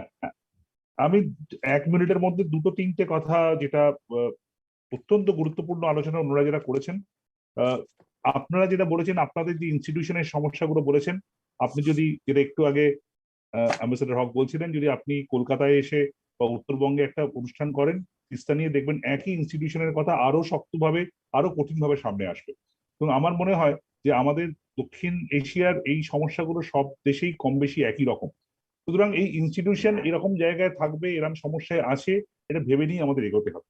আপনারা বলছেন যে বাংলাদেশে জল নেই, নিশ্চয়ই, এবং এটাও বলার কোনো জায়গা নেই যে সব দেশেরই অধিকার আছে নদীর উপর, এটা দ্বিমত হওয়ার কোনো জায়গা নেই। কিন্তু আপনি যদি পশ্চিমবঙ্গে আসেন, আজকে যে কথাটা পশ্চিমবঙ্গকে বলা হচ্ছে, হয়তো 5 বছর পর আমরা সিকিমকে বলবো যে আমরা কোনো জল পাচ্ছি না। সুতরাং, এবং এখানে যে কথাটা উঠছে যে একই সঙ্গে জল বন্টন করার কথা হচ্ছে, পাশাপাশি আবার ড্যাম করারও কথা হচ্ছে, এইভাবেই সরকার চলে। দক্ষিণ এশিয়ায় সরকারগুলো এইভাবেই চলে, ডান হাত জানে না বাঁ হাত কি করছে, এবং সবসময় যে তারা খুব প্ল্যান ওয়েতে কনস্পিরেসি করে করছে, অ্যাম্বাসেডর হক আমার আরো ভালো জানেন, তারা তা করে না। There is a complete disharmony among various wings of the government. এবং এই যে তিস্তা ড্যামের বিষয়গুলো, এটা কিন্তু পশ্চিমবঙ্গ সরকারের খুব একটা কিছু করার নেই, কারণ এটা সেন্ট্রাল থেকে এই ড্যামের বিষয়টা সেখান থেকেই আসে। বরং স্টেট গভর্নমেন্ট, আমাদের ওয়েস্ট বেঙ্গল গভর্নমেন্ট বারেবারই সিকিমে করা উচিত না এই নিয়ে বারবারই কথা তুলছে। সুতরাং আমার মনে হয় সব বিষয়টার পরেও আমাদের এই একটা নেগোশিয়েটেড অ্যাপ্রোচে যেতেই হবে। এখন যে পরিস্থিতি আছে, সেই পরিস্থিতিকে কি করে উন্নতি করা যায়, এবং আমি সবার সঙ্গে একমত যে অ্যাপ্রোচ করার আমার মনে হয় একটা বড় ইনস্ট্রুমেন্ট আমাদের হাতে এসছে, সেটা বাই ডিফল্ট এসছে, সেটা হচ্ছে ক্লাইমেট চেঞ্জ। ক্লাইমেট চেঞ্জ এমন একটা বিষয় যেটা আমরা সবাই বুঝতে পারছি যে আমাদের আগামী দিনের স্থায়িত্ব, আমাদের আগামী দিনের অস্তিত্ব সংকটে। সুতরাং যখনই সংকট, যখন কোভিড এলো, তখন কিন্তু সারা পৃথিবী এক হয়ে গেল। আজকে আফ্রিকার 15টা দেশ তারা মারামারি করে যখন তারা ক্লাইমেট কনফারেন্সে যায়, এক সুরে কথা বলে।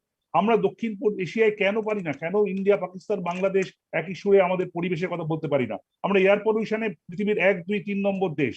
আমরা জল নিয়ে সমস্যায় আছি, আমরা ক্লাইমেট চেঞ্জ নিয়ে সমস্যায় আছি।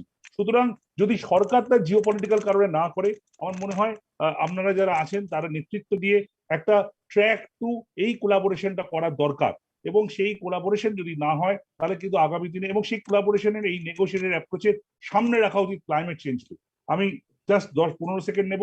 আজ থেকে প্রায় 10 বছর আগে 2009 সালে কোপেনহেগেন ক্লাইমেট কনফারেন্সে আমি তৎকালীন পরিবেশ মন্ত্রী বাংলাদেশের হাসান সাহেব এবং ভারতের পরিবেশ মন্ত্রী জয়রাম রমেশকে বলেছিলাম যে সুন্দরবনের ক্লাইমেট চেঞ্জে কি হতে চলেছে আপনারা একটু দেখুন।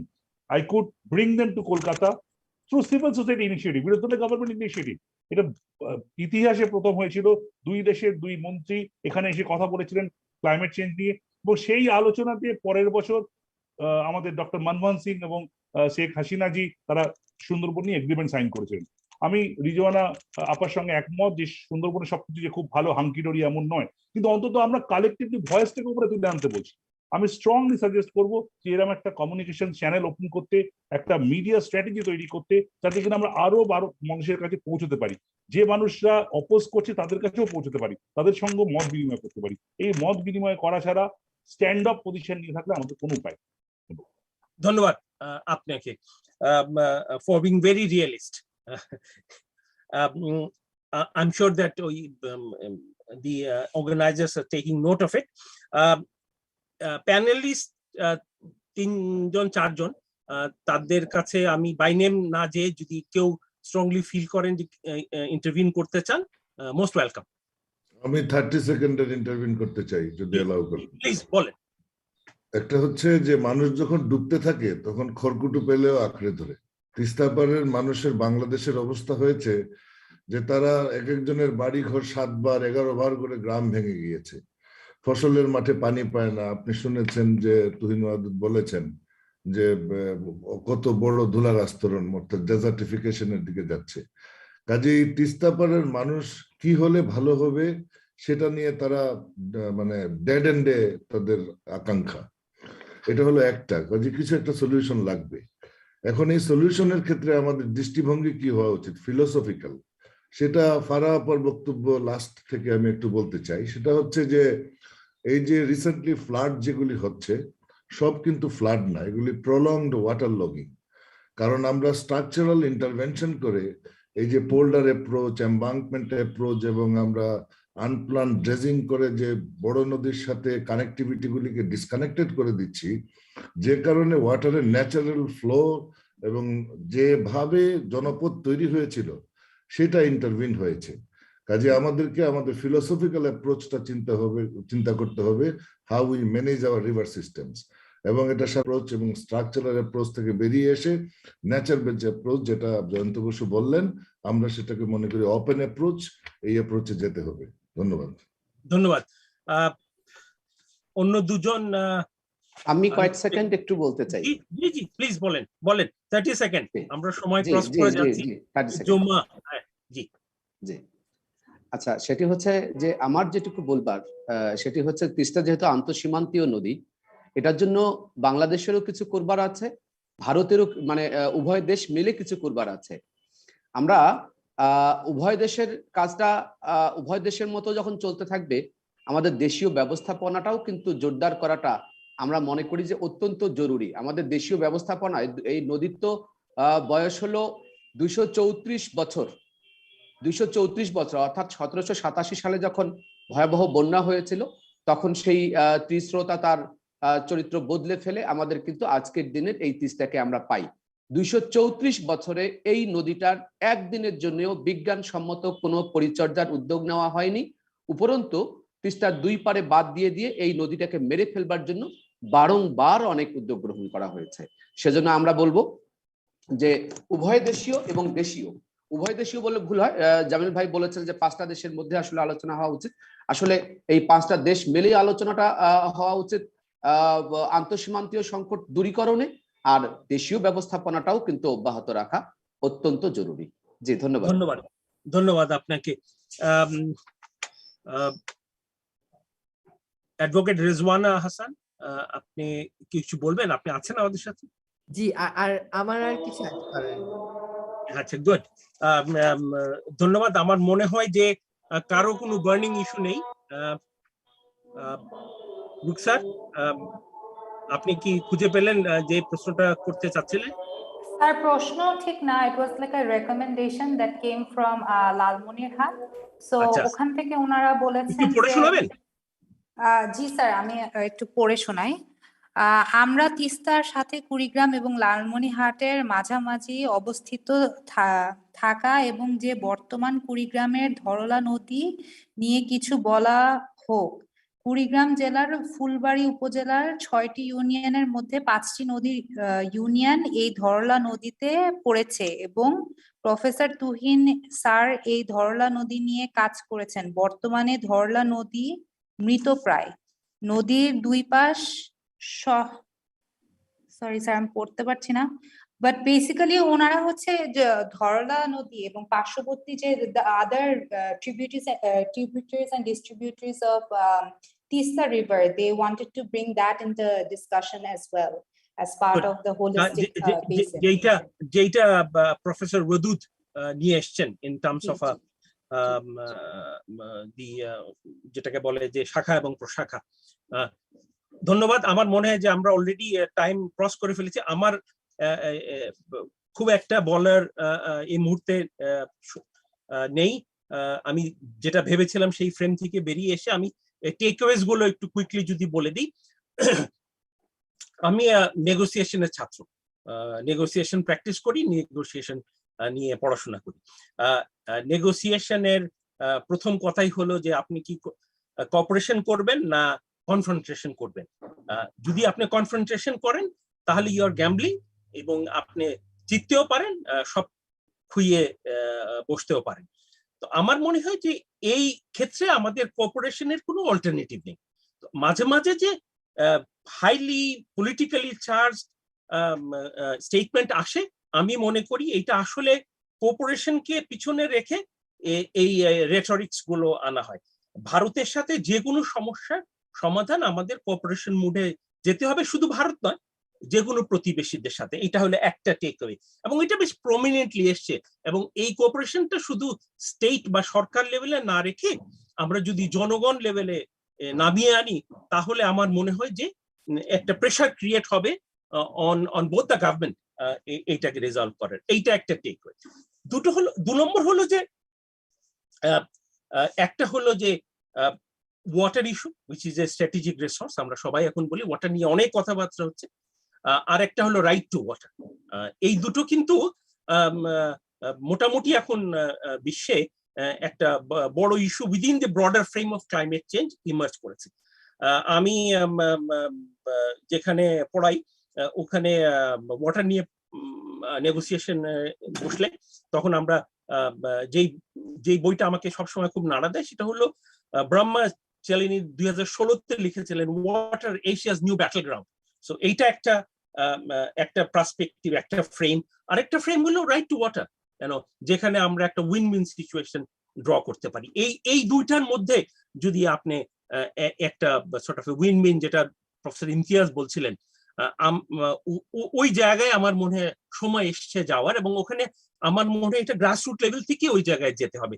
আমি অ্যাবসলিউটলি একমত যে ইনফ্যাক্ট আমার যে স্বল্প সময় আমি কলকাতা সাধারণ মানুষের সাথে এবং ইন্ডিয়ার সাধারণ মানুষের সাথে কথা বলেছি, তখন দেখেছি যে আমাদের যে বাংলাদেশের মানুষের এই নদী পানি নিয়ে যে সমস্যা, তাদের সমস্যা এত কাছাকাছি যে এইটা একসাথে মিলে সমাধান ছাড়া কোনো রাস্তা নেই, যেটা জয়ন্তদা সুন্দর করে তুলেছেন। Second takeaway. থার্ড টেকওয়ে, আমার মনে হয় জেআরসি অথবা ধরেন যদি আমাদের আমাদের ওয়াটার ডেভেলপমেন্ট বোর্ড, যেই প্রেক্ষাপটে যেই আন্তর্জাতিক আন্ডারস্ট্যান্ডিং এ এই ইনস্টিটিউশন গুলো তৈরি করা হয়েছিল পোস্ট সেকেন্ড ওয়ার্ল্ড ওয়ারে, ওই সিচুয়েশন চেঞ্জ হয়ে গেছে, ওই ইনস্টিটিউশন গুলো রয়ে গেছে, এবং ওই institution is no longer able to serve the today's challenge.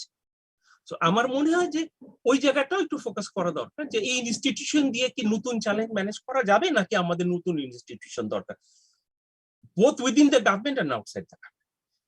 এবং আমি এটা বলি শেষ করবে, আমি আশা করি যে আমরা এমন একটা সিচুয়েশনে পড়বো না যেটাকে বলে water war would be prominent in this part of the world, which is highly unlikely, and I don't pray for it.